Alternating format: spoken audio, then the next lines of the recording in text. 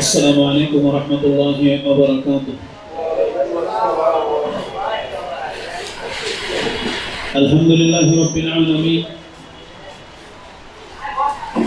والعاقبة للمتقين والصلاة والسلام على أشرف الأنبياء والمرسلين نبينا محمد وعلى آله وصحبه أجمعين.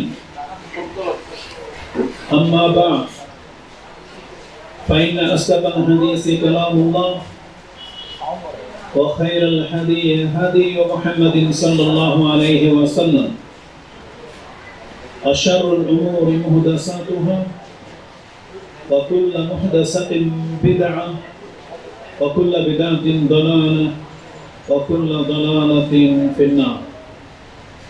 فقد قال الله تبارك وتعالى في كلامه المجيد بعد أعوذ بالله من الشيطان الرجيم الذين إن مكناهم في الأرض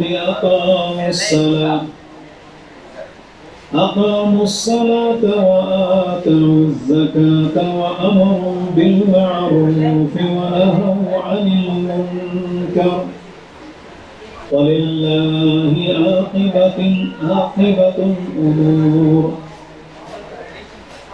والمعقل قال إني سمعت رسول الله صلى الله عليه وسلم يقول ما من عبد يسترعيه الله رعية يموت يوم يموت وهو غاش لرعيته إلا حرم الله عليه الجنة. أخرجه مسلم في كتاب الإيمان. প্রশংসা মাত্র আল্লাহ সুবহানাহু ওয়া তাআলার, যিনি বিশ্বজগতের একমাত্র মালিক, যিনি আমাদেরকে সৃষ্টি করেছেন, আমাদেরকে সুবিন্যস্ত করেছেন এবং তিনি একাই আমাদের রিজিকের দায়িত্ব নিয়ে রেখেছেন। তিনি আমাদের কর্মবিধায়ক। আকাশ এবং এই জমিনের মাঝে যা কিছু আছে সবকিছুরই মালিক তিনি এবং সবকিছুরই রাজ্জাকও তিনি। তিনি সবকিছুকে একাই নিয়ন্ত্রণ করে থাকেন। তার ইশারা এবং ইচ্ছাতেই এই সৃষ্টি জগৎ টিকে আছে। তিনি আমাদেরকে পৃথিবীতে সৃষ্টি করেছেন একটা বিশেষ উদ্দেশ্য নিয়ে, এবং তার সেই উদ্দেশ্য কি এটা আমাদেরকে কিতাব নাযিল করার মধ্য দিয়ে এবং একজন রাসূল প্রেরণ করার মধ্য দিয়ে আমাদেরকে শিক্ষা দিয়েছেন। এবং তিনি আমাদেরকে জানিয়েছেন যে দায়িত্ব নিয়ে পৃথিবীতে আমাদেরকে প্রেরণ করা হয়েছে, আমরা যদি তা মেনে পালন করে চলি তাহলে এই পৃথিবীতে আমরা পাবো একটা নিরাপদ নগরী, আর পরকালে আমরা পাবো সুউচ্চ জান্নাত। তা আমরা সেই সত্তার প্রশংসা করি যিনি আমাদেরকে শিক্ষা দিয়েছেন কোরআন দিয়ে, যিনি আমাদের মাঝে রাসূল পাঠিয়েছেন, আমাদেরকে হিদায়াত করেছেন, সঠিক পথ দেখিয়েছেন। আমরা তার প্রশংসা করি, আমরা বলি আলহামদুলিল্লাহ। সালাতু ওয়াস সালাম প্রিয় নবী মুহাম্মদুর রাসূলুল্লাহ সাল্লাল্লাহু আলাইহি ওয়াসাল্লামের প্রতি, যিনি আমাদের মাঝে পথ প্রদর্শক হয়ে এই পৃথিবীতে আগমন করেছিলেন, যাকে আমাদের উপরে রহমত স্বরূপ প্রেরণ করা হয়েছে এবং যার পথ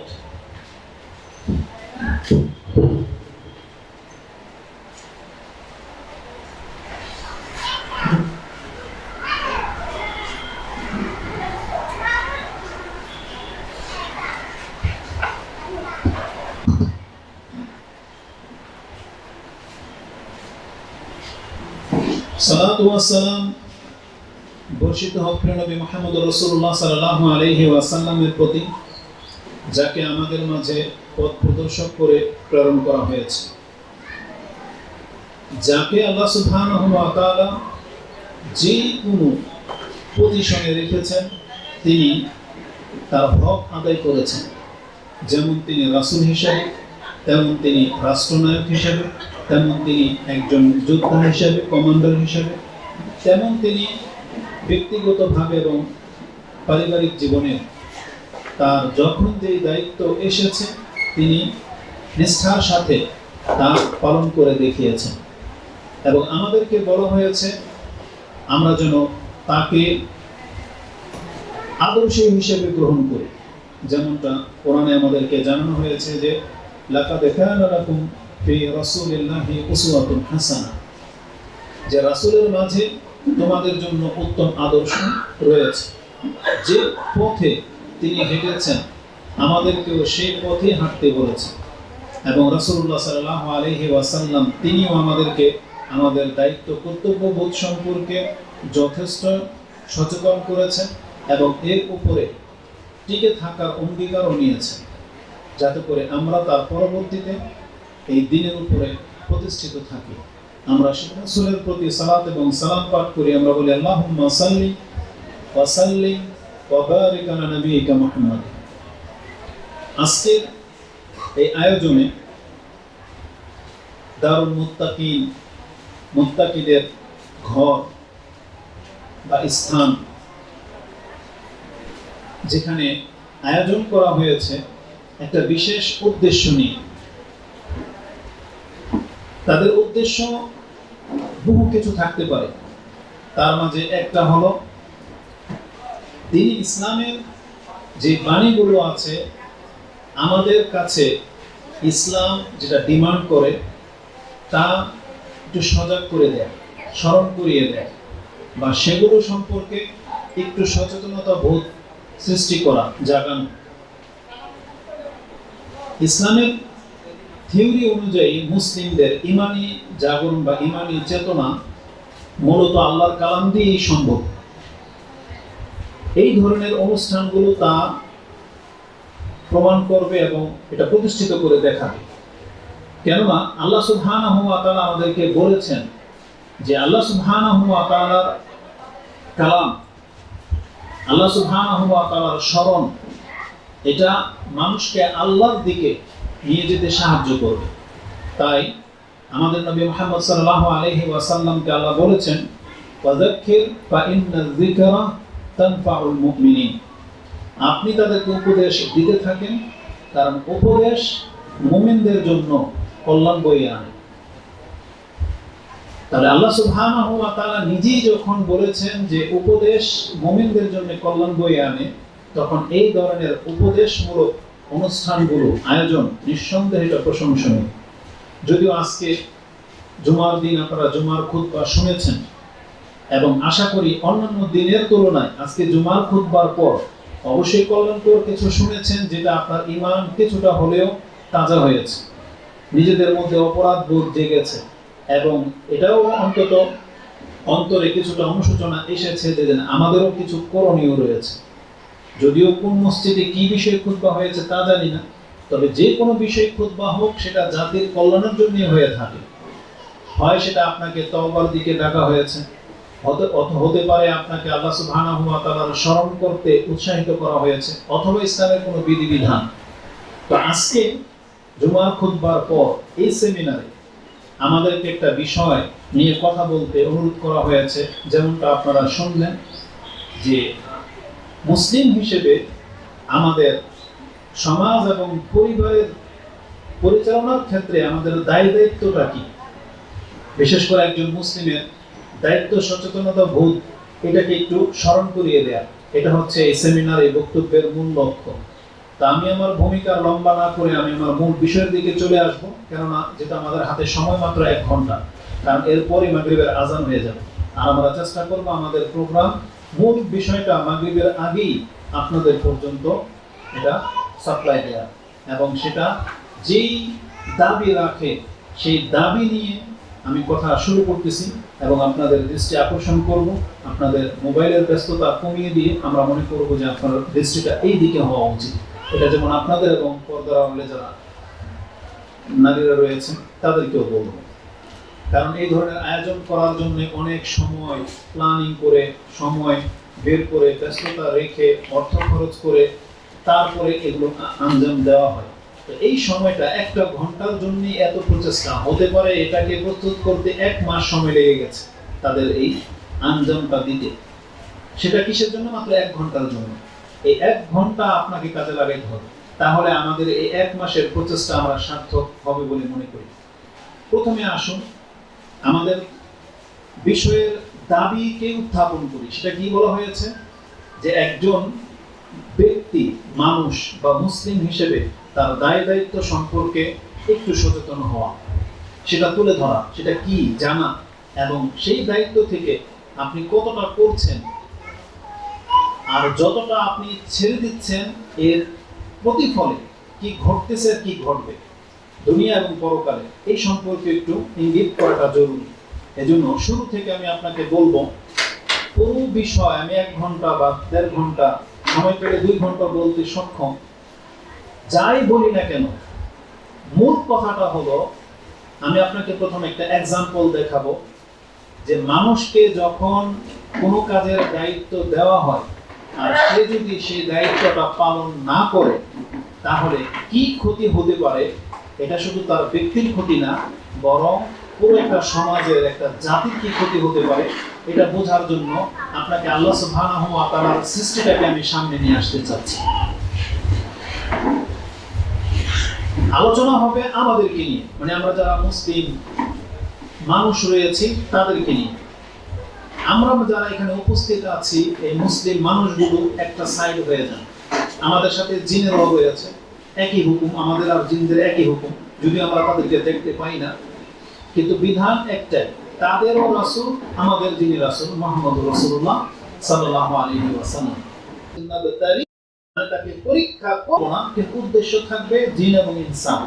আর আমরা যেহেতু এখন মানুষ উপস্থিত হয়েছি, এজন্য আমরা মানুষদেরকে সম্বোধন করে কথা বলবো।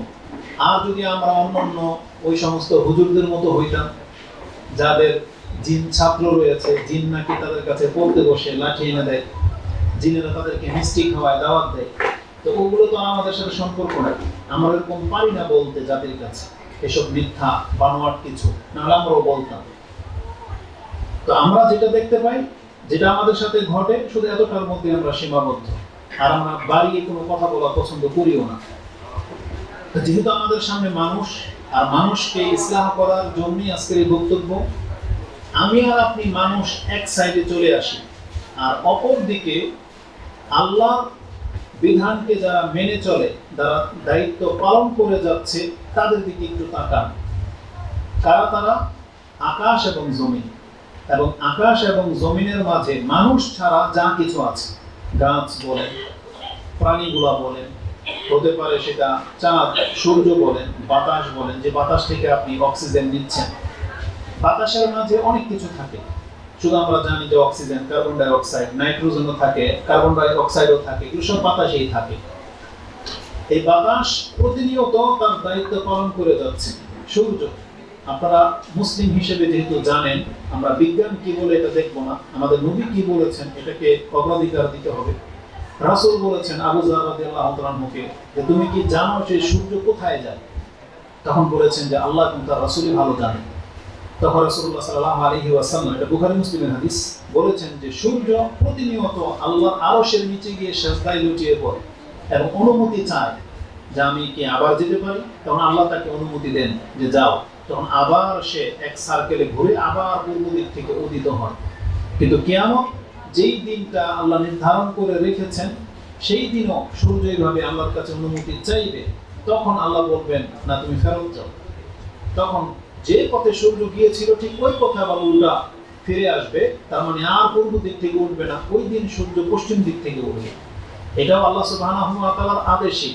তার মানে আমি বোঝাতে চেয়েছি হাদিসের এই টুকরাটা দিয়ে যে সূর্য যে দায়িত্ব প্রাপ্ত হয়েছে সৃষ্টির শুরু থেকে আজও পর্যন্ত, 1 সেকেন্ডের জন্য সূর্য কোন রকমের গাদ্দারি করেনি, সূর্য নিয়মের খেলাফ চলেনি।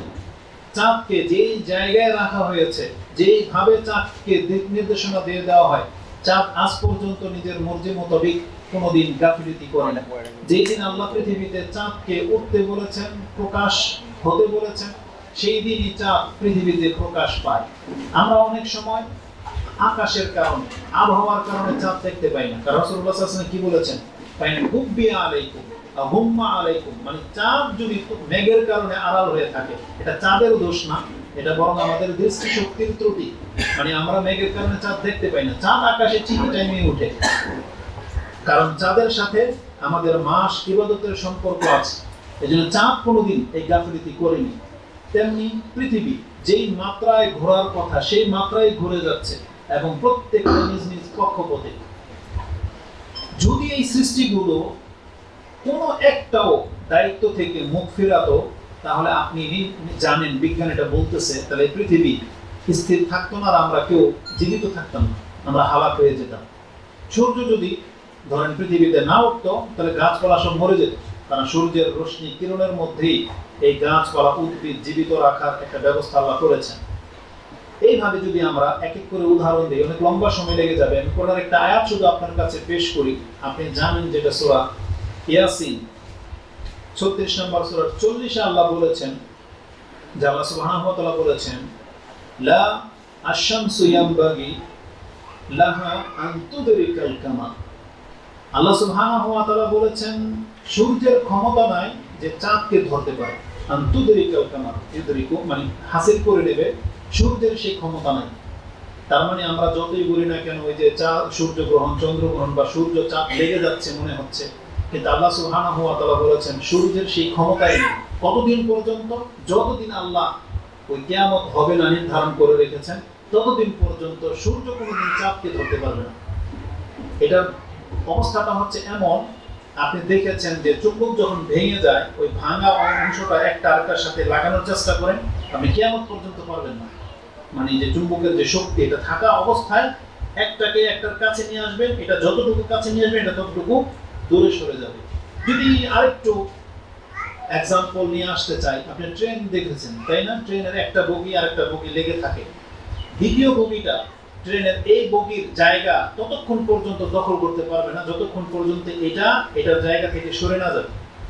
যখনই এটা ধাক্কা দেবে, এটা কিন্তু সরে যায়, সরে গেলে পেছনেরটা আসে। এটার ক্ষমতা নাই এটার জায়গা দখল করার, যদি এটা না সরে। কিন্তু কখনো কখনো যখন অ্যাক্সিডেন্ট হয়ে যায়, তখন দেখতে পান যে এই বগি এটাকে ফেরে বেরিয়ে গেছে। ওটা হলো অ্যাক্সিডেন্ট হলে। কিন্তু বাস্তবতা কি? বাস্তবতা হচ্ছে এই বগিটা এটার জায়গা কখনই দখল করতে পারবে না, এটা যখনই আসবে এটা সরে যাবে, মানে একটা আরেকটাকে ধাক্কা দিয়ে নিয়ে যায়। ঠিক চাঁদ সূর্য একই সার্কেলে ঘুরতেছে, সূর্য কখনোই চাঁদকে ধরতে পারবে না, আল্লাহ বলেছেন। এবং আল্লাহ সুবহানাহু ওয়া তাআলা এটাও বলেছেন, ওয়ালাল্লাইলু সাবিকুন নাহার, আর রাতেরও ক্ষমতা নাই যে দিন গিয়ে কোনোদিন দিনকে অতিক্রম করে ফেলবে।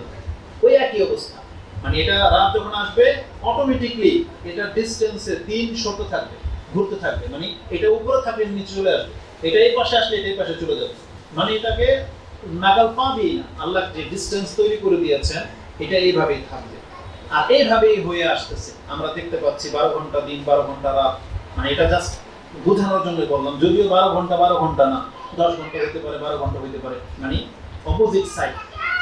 আল্লাহ সুবহানাহু ওয়া তাআলা বলেছেন, ওয়াকুল্লুন ফি ফালাকিন ইয়াসবাহুন, প্রত্যেকে তার নিজের জায়গাতেই আপন দায়িত্ব পালন করে যাচ্ছে। আপনি বলবেন যে এগুলো তো বোধগম্য না, তাহলে আমরা এই সৃষ্টির কথা বাদ দিলাম, যেটা আপনি বুঝেন, তেমন আরেকটা সৃষ্টি নিয়ে নেন, সেটা হচ্ছে ফেরেশতা, মালাইকা।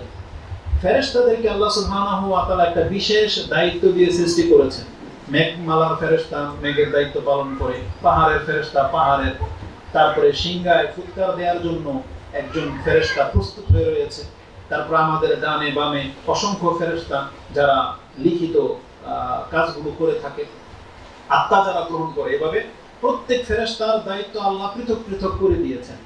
এই ফেরেশতাদের গুণ সম্পর্কে আল্লাহ কোরআনে অনেক কথা বলেছেন।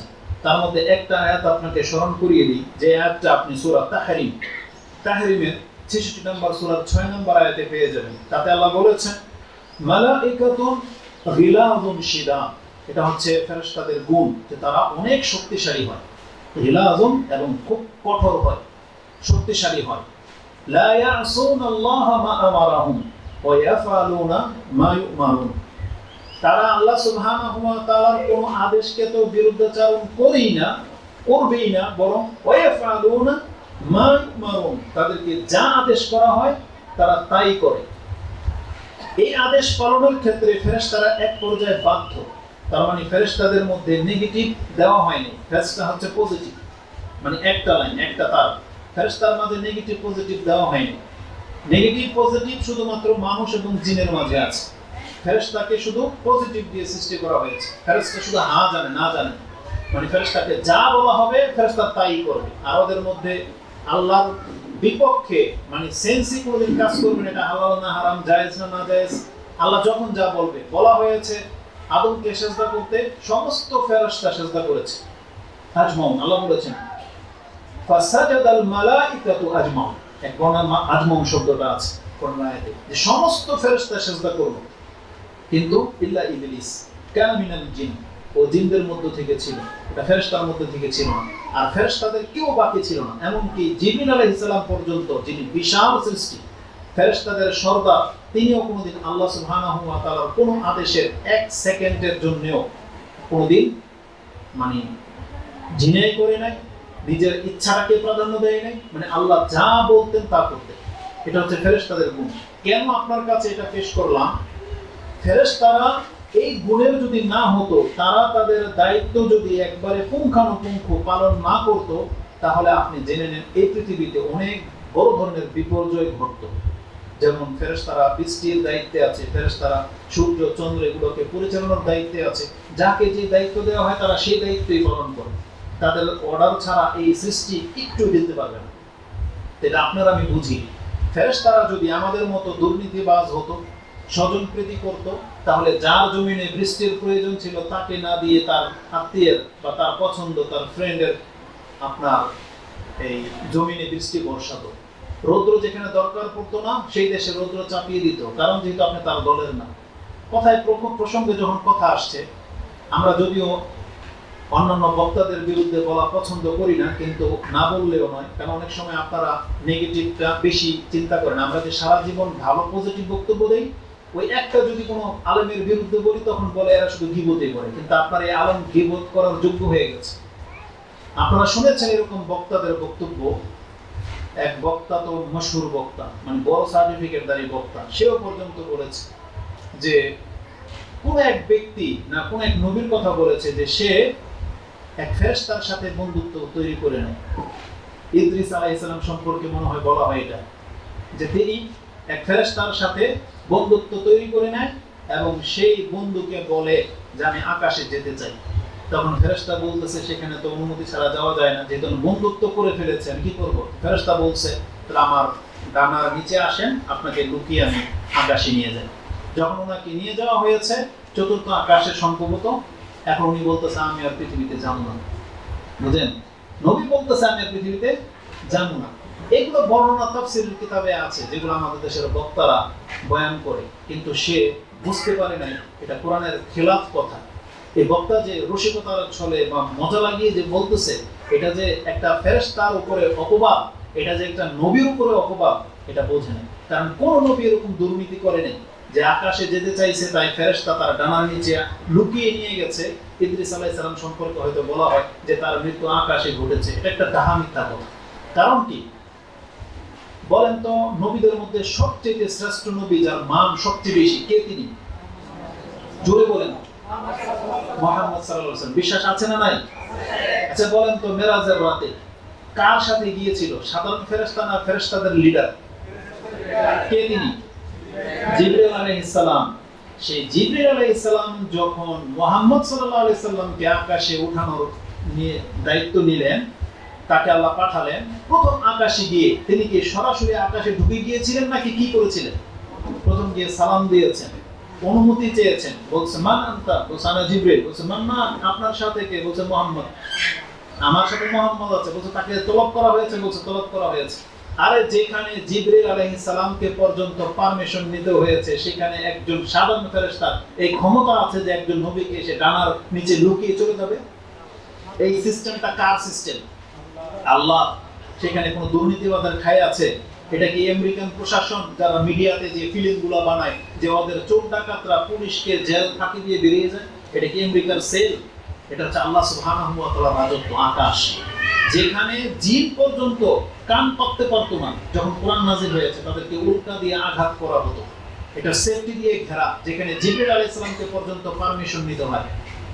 সেই জায়গায় একটা ফেরেশতা লুকিয়ে আল্লাহর কাছে নিয়ে চলে যাবে বা চতুর্থ আকাশে নিয়ে যাবে, এটা একটা মিথ্যা কথা ছাড়া কি হতে পারে?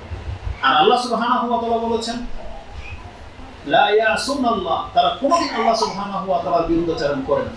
ওই ওয়া ইয়াফআলুনা মা ইউমারুন, তাদেরকে যা আদেশ করা হয় তারা তা পালন করে। আচ্ছা, কথা লম্বা হয়ে যাবে। এটা হচ্ছে ফেরেশতাদের চরিত্র।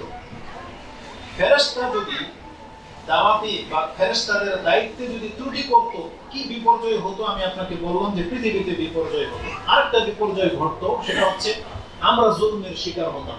আমাদের উপর জুলুম কি? কারণ ফেরেশতাদেরকে নিযুক্ত করা হয়েছে আমাদের আত্মা নেওয়া দেওয়ার জন্য। ফেরেশতা কিন্তু আত্মা ফেরেশতা দেয়। মায়ের পেটে কে দেয়? ফেরেশতা। ওই ফুঁকে দেখে ফেরেশতার মাধ্যমে দেওয়া হয়। তারপরে আত্মা কে নেয়? ফেরেশতার মাধ্যমে নেওয়া হয়। তারপরে আমাদের আমলনামা লেখা হয় কার মাধ্যমে? ফেরেশতার মাধ্যমে লেখা হয়। ফেরেশতা যে দায়িত্বে আছেন এবং ফেরেশতা যে দুর্নীতি করে না এবং করলে যে হেরফের হতো, তার জন্য একটা হাদিস আপনাদেরকে স্মরণ করিয়ে দিই। ইমাম তিরমিজি হাদিসটাকে কোট করেছেন, কিতাব কিতাব ইমানের মধ্যে পেয়ে যাবেন 38 নম্বর অধ্যায়। তাতে 2639 নম্বর একটা হাদিস, এবং ইবনে মাজাহতে হাদিসটি 4300 তে রয়েছে। তাতে আছে যে রাসূলুল্লাহ সাল্লাল্লাহু আলাইহি ওয়াসাল্লাম বলেছেন, ইন্নাল্লাহা সায়ুখাল্লিসু রাজুলাম মিন উম্মতি আলা রুউসিল খালাইক। কিয়ামতের মাঠে আল্লাহ সুবহানাহু ওয়া তাআলা আমার উম্মতের মধ্যে একজন ব্যক্তিকে নিয়ে আসবেন, সমস্ত সৃষ্টির সামনে, তাকে সবার সামনে দাঁড় করাবে এবং নিয়ে এসে তাকে বলবে ইয়াউমুল কিয়ামah ফায়ানশুরু আলাইহি 99 সিজিল্লান কুল্লু সিজিল্লিন মিসলু মাদ্দিল বাসার। ওই ব্যক্তির আমলনামা নিয়ে আসা হবে এবং তার সামনে 99টা কিতাব রাখা হবে, আর প্রত্যেকটা কিতাবের দূরত্ব এত লম্বা, এত যখন এটা খুলে দেওয়া হবে, একটা মানুষের দৃষ্টিশক্তি যতদূর পর্যন্ত যায় সেটা 1 কিলোমিটার পর্যন্ত যদি আপনি স্পষ্ট দেখতে পান, তাহলে আপনার এক একটা কিতাব এত লম্বা হবে। আর এগুলোর মধ্যে সব লিখিত আছে যে জন্মের পর থেকে মৃত্যু পর্যন্ত আমি আর আপনি কি করেছি, ভালো মন্দ সব লেখা থাকবে। 99টা কিতাব, চিন্তা করা যায়? এই কিতাব তার সামনে যখন পেশ করা হবে এবং তাকে বলা হবে আতুনকিরু মিন হাযা শাই, এই কিতাবের মধ্যে আমার ফেরেশতারা যা লিখেছে কোন একটা কথা, কোন একটা ঘটনাকে তুমি অস্বীকার করতে পারবে যে এটা তুমি করো নাই, ফেরেশতাই লিখেছে? অথবা তোমার উপরে কি কোনো জুলুম করা হয়েছে? আযালামাকা কাতাবাতিল হাফিজু, যে আমার যে হেফাজতকারী ফেরেশতা আছে, তুমি কোন একবার সুবহানাল্লাহ বলেছিলা, ওইটা এখানে লেখা নাই, তোমার উপর জুলুম করা হয়েছে, কোন একটা নেকি লেখা হয় নাই, এমন কোনো কিছু কি তুমি এখানে দেখতে পাও? তখন ওই ব্যক্তি কি জবাব দেবে? এটাই হাদিসে আছে।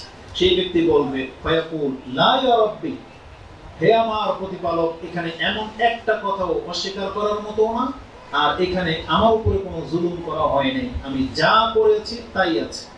এবং এর সত্যতা প্রমাণ করতেছে কোরআন, যেটা আপনি সূরা কাহাফ, যদি আয়াতটা আমি এখানে লিখি নাই, এখন মনে পড়ে গেল, সূরা কাহাফ 18 নম্বর সূরার 49 নম্বর আয়াতে পেয়ে যাবেন, যেখানে বলা হয়েছে ওয়া উদিয়া ফাতারাল মুজরিমিনা মুশফিকিনা মিম্মা ফি ওয়া ইয়াকুলুনা ইয়া ওয়াইলাতানা মা লিহাযাল কিতাব লা ইউগাদিরু সাগীরাতান ওয়ালা কাবীরাতান ইল্লা আহসাহা ওয়া ওয়াজাদু মা আমিলু হাদিরা ওয়া লা ইযলিমু রাব্বুকা আহাদা। এটা এমন একটা আয়াত, আল্লাহ বলেছেন প্রত্যেক অপরাধীর চেহারা কালো হয়ে যাবে যখন তার সামনে কিতাবটা খুলে দেওয়া হবে এবং সে বলবে ইয়া ওয়াইলানা মা লিহাযাল কিতাব, এটা কি আশ্চর্যজনক কিতাব, লা ইউগাদিরু সাগীরাতান ওয়ালা কাবীরাতান ইল্লা আহসাহা, আমার বড় না ছোট কোনো একটা কিছুকে ছাড়া হয় নাই, তার সবগুলো এখানে লেখা আছে। আল্লাহ বলেছেন ওয়া ওয়াজাদু মা আমিলু হাদিরা, সে যা কিছু করেছে পৃথিবীতে সবকিছু এখানে উপস্থিত পাবে। এখানে নেগেটিভ পজিটিভ দুই রকমই আছে। আপনার জন্য সুসংবাদও আছে, আপনার জন্য কঠোর ধমকও আছে। সুসংবাদ হচ্ছে যারা নামাজ পড়েন তাদের জন্য, যারা জিকির আজকার করেন তাদের জন্য। রাস্তায় দিয়ে হাঁটতেছেন, কষ্টদায়ক বস্তু দেখেছেন, আপনি তুলে ফেলে দিলেন, এটা আপনার জন্য সুসংবাদ, কেউ দেখে নাই, কিন্তু আল্লাহ বলেছেন কিয়ামতের মাঠে তুমি দেখতে পাইবা ওই দিন অমুক তারিখে এটা করেছ, তোমার এই কিতাবের মধ্যে লেখা আছে। কে কতবার সুবহানাল্লাহ বলেছেন? এখানে কেউ আছেন যে গুণে রেখেছেন? আলহামদুলিল্লাহ বলেছেন? কত টাকা দান করেছেন? কত রাকাত নামাজ হয়েছে? পৃথিবীতে কেউ এটা গুণে রাখে না, কিন্তু আল্লাহ বলেছেন তোমার চিন্তা করার কাজ নাই, এই দায়িত্ব আল্লাহ নিয়ে নিয়েছে। কে কতবার সুবহানাল্লাহ বলেছেন? এটা নেকি আমাদেরকে দেয়া হবে, এই জন্য আল্লাহ লিখিত রেখে দেওয়ার ব্যবস্থা করেছেন। ঠিক এটা পাপীদের জন্য ধমক। কে কত টাকা কবে দুর্নীতি করেছে, কত টাকা চুরি করেছেন, কে কাটটা মেরে খেয়েছে, কতটা মেরে খেয়েছেন, তাদের জন্য একটা চরম ধমক। সেটা সবার জন্য, মহিলা পুরুষ সবার জন্য। সে দেখতে পাবে যে সে পৃথিবীতে কি করেছে। তালাকুলিহা। এই যে যে লিখিত আকারে রয়েছে, এটা কে লিখেছে? ফেরেশতারা লিখেছে, আল্লাহর মালায়েকাগণ লিখেছে। তো তারা যদি তাদের দায়িত্ব ঠিকমতো পালন না করতো, তাহলে আপনারা আমার আমলনামা নষ্ট হয়ে যেত। এটা প্রমাণ করার জন্য হাদিস আমি আপনার কাছে পেশ করেছি। চলে আসেন আমাদের মালাকুল মউতের কাছে।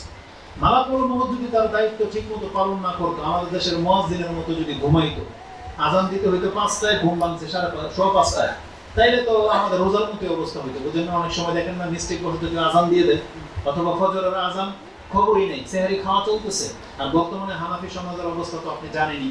রমজান মাস ছাড়া তারা জীবনে কোনোদিন কল্পনাও করতে পারে না যে ফজরের ওয়াক্ত অনুযায়ী আজান দিতে হবে, এটা তাদের ফিতরতেই নেই। তাদের যখন ঘুম ভাঙবে, তাদের নিয়ম নীতি ওই অনুযায়ী আজান দেবে। ওয়াক্ত কয়টা বাজে হলো তারা জানে, তারপর আজান দেবে না। এটা হচ্ছে দেশাচার। কিন্তু ফেরেশতা মালাকুল মউত তিনি কিন্তু এমন না। আবার আপনারা হয়তো হিন্দি সিরিয়াল তো দেখেন, বা খবরাখবর দেখেন, টিকটক দেখেন, তাতে দেখতে পান ইন্ডিয়া হিন্দুদের ধর্ম একটা আকীদা হলো ওদের ইয়ামরুজ, ইয়ামদুত, বা ওদের মৃত্যু ফেরেশতা করা কি বলে, জমদূত অথবা ইয়ামরাজ, বা যেটাই বলে। ওরা নাকি অনেক সময় ভুল করে, মারতে হবে একজনকে, মেরে দিচ্ছে আরেকজনকে। বুঝলেন না, ওদের ফিল্মের মধ্যে এগুলো দেখায়। আমাদের কিতাব কি বলে? আল্লাহ সুবহানাহু ওয়া তাআলার ফেরেশতারা কি এরকম না? ইসলাম কোরআন বলতেছে ফেরেশতারা এরকম না, তাদের যাকে যখন বলা হবে তারা সেই দায়িত্বই পালন করে। আরে আপনি আমি তো সাধারণ মানুষ, নবীদের ক্ষেত্রেও তারা হেরফের করেনি। আদম আলাইহিস সালামের কাছে সঠিক সময়ে এসেছে, মূসা আলাইহিস সালামের কাছে থাপ্পড় খেয়েছে, তাও সঠিক সময়ে এসেছে। তার মানে মালায়েকাদের কোনো ভুল হয় না। বরং আল্লাহ সুবহানাহু ওয়া তাআলা বলেছেন, একটা মালাকুল মউতের কাছে যখন উপস্থিত হয়ে যাবে, তখন কোন একজন ব্যক্তি বলবে, রাব্বি লাউলা আখারতানি ইলা আজালিন কারীব ফাআসাদদাকা ওয়া আকুম মিনাস সালিহিন। যেটা আপনি সূরা মুনাফিকুনের মধ্যে পেয়ে যাবেন 9 নম্বর আয়াতে। কিন্তু আল্লাহ কি বলেছেন? ওয়ালা ইউআখিরুল্লাহু নাফসান ইযা জাআ আজালুহা। কোন ব্যক্তির যখন সময় চলে আসে, তার 1 সেকেন্ডও তাকে অপশন দেওয়া হয় না। এই ক্ষমতাই আল্লাহ সুবহানাহু ওয়া তাআলা কোন ফেরেশতাকে দেন না। তার মানে আমি পুরো বর্ণনাটা আপনার কাছে এই জন্য পেশ করতে চাচ্ছি যে আল্লাহ সুবহানাহু ওয়া তাআলার সৃষ্টির মাঝে যাকে যে দায়িত্ব দিয়েছেন, আকাশ জমিন ফেরেশতারা, তারা সবাই আল্লাহ সুবহানাহু ওয়া তাআলার দায়িত্ব পালন করেই যাচ্ছে। কিন্তু আল্লাহ সুবহানাহু ওয়া তাআলা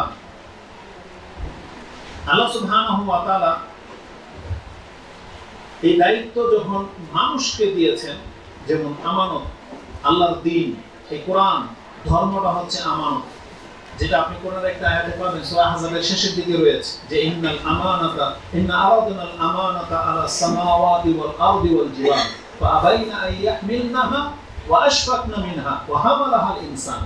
আল্লাহ বলেছেন এই দায়িত্বটা আমি আকাশ জমিন পাহাড়কে দিতে চেয়েছিলাম, তারা বলতেছে না এটা অনেক বড় দায়িত্ব, এটা আমরা নিতে পারবো না। তারা অপারগতা পোষণ করেছে, তারা আল্লাহর বিরুদ্ধাচরণের জন্য না, অপারগতা পোষণ করেছে। কিন্তু আল্লাহ বলেছেন ওয়া হামালাহাল ইনসান, কিন্তু মানুষ এটাকে গ্রহণ করেছে।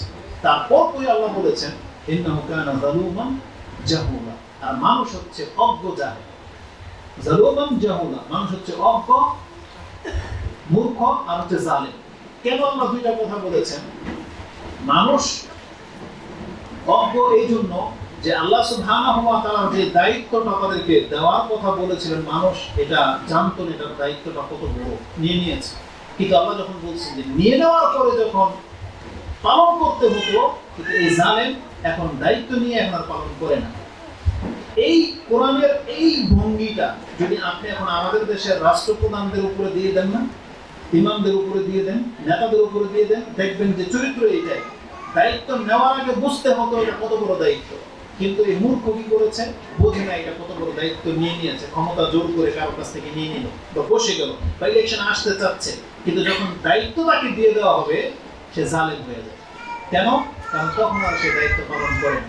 যতগুলো পিসিএস ক্যাডার আছে যারা এই সরকারি পদের উচ্চ পদস্থ, যাদেরকে কি বলা হয় সচিব, বিভিন্ন সচিব পদে আছেন, একটাও যদি সঠিক পদে কাজ করতো, ইল্লা রাহিমাল্লাহ, আল্লাহ ভালো জানে তাদের সম্পর্কে কি কতটা করতেছে। কিন্তু আমরা দেখতে পাচ্ছি যাকে যেই সেক্টরে দায়িত্ব দেওয়া হয়েছে, একটা লোকও তার দায়িত্ব পুরো করেছে বলে আজ পর্যন্ত কি প্রমাণ করতে পারেনি সব সেক্টরে, যার ফলে এর বাস্তবতা আমরা দেখতে পাচ্ছি। একটু পরে সে কথাগুলো আসবে। জাস্ট আমি আপনাকে স্মরণ করিয়ে দিতে চাই, যখন মানুষের উপরে সেই দায়িত্ব চাপানো হলো, তখন অধিকাংশ মানুষই নিজেকে জালেম বলে পরিচয় দিল, সেই দায়িত্ব পালন করল না। কিন্তু আল্লাহ সুবহানাহু ওয়া তাআলা কি করলেন, তখন মানুষের মধ্য থেকে কত রাসূল নির্বাচন করলেন, নবী পাঠালেন। এই নবীদের গুণ সম্পর্কে আল্লাহ বলেছেন, এই নবীরা হচ্ছে ফেরেশতার চরিত্র। ফেরেশতারা যেমন কোনো দায়িত্বে হেরফের করে নাই, একটা নবীও তার দায়িত্বে হেরফের করে নাই। আল্লাহ সুবহানাহু ওয়া তাআলা সমস্ত নবীদের ক্ষেত্রে বলেছেন, এটা শুধু আমাদের নবী না, সমস্ত নবীদের ক্ষেত্রে বলেছেন যে ওয়ামা কানা লিন-নাবিয়্যিন আইয়াকুল, কোন নবীর পক্ষে এটা সম্ভব না, বা নবীর এটা চরিত্রই না যে তারা খেয়ানতকারী হবে। কোন নবীর গুণ নাই।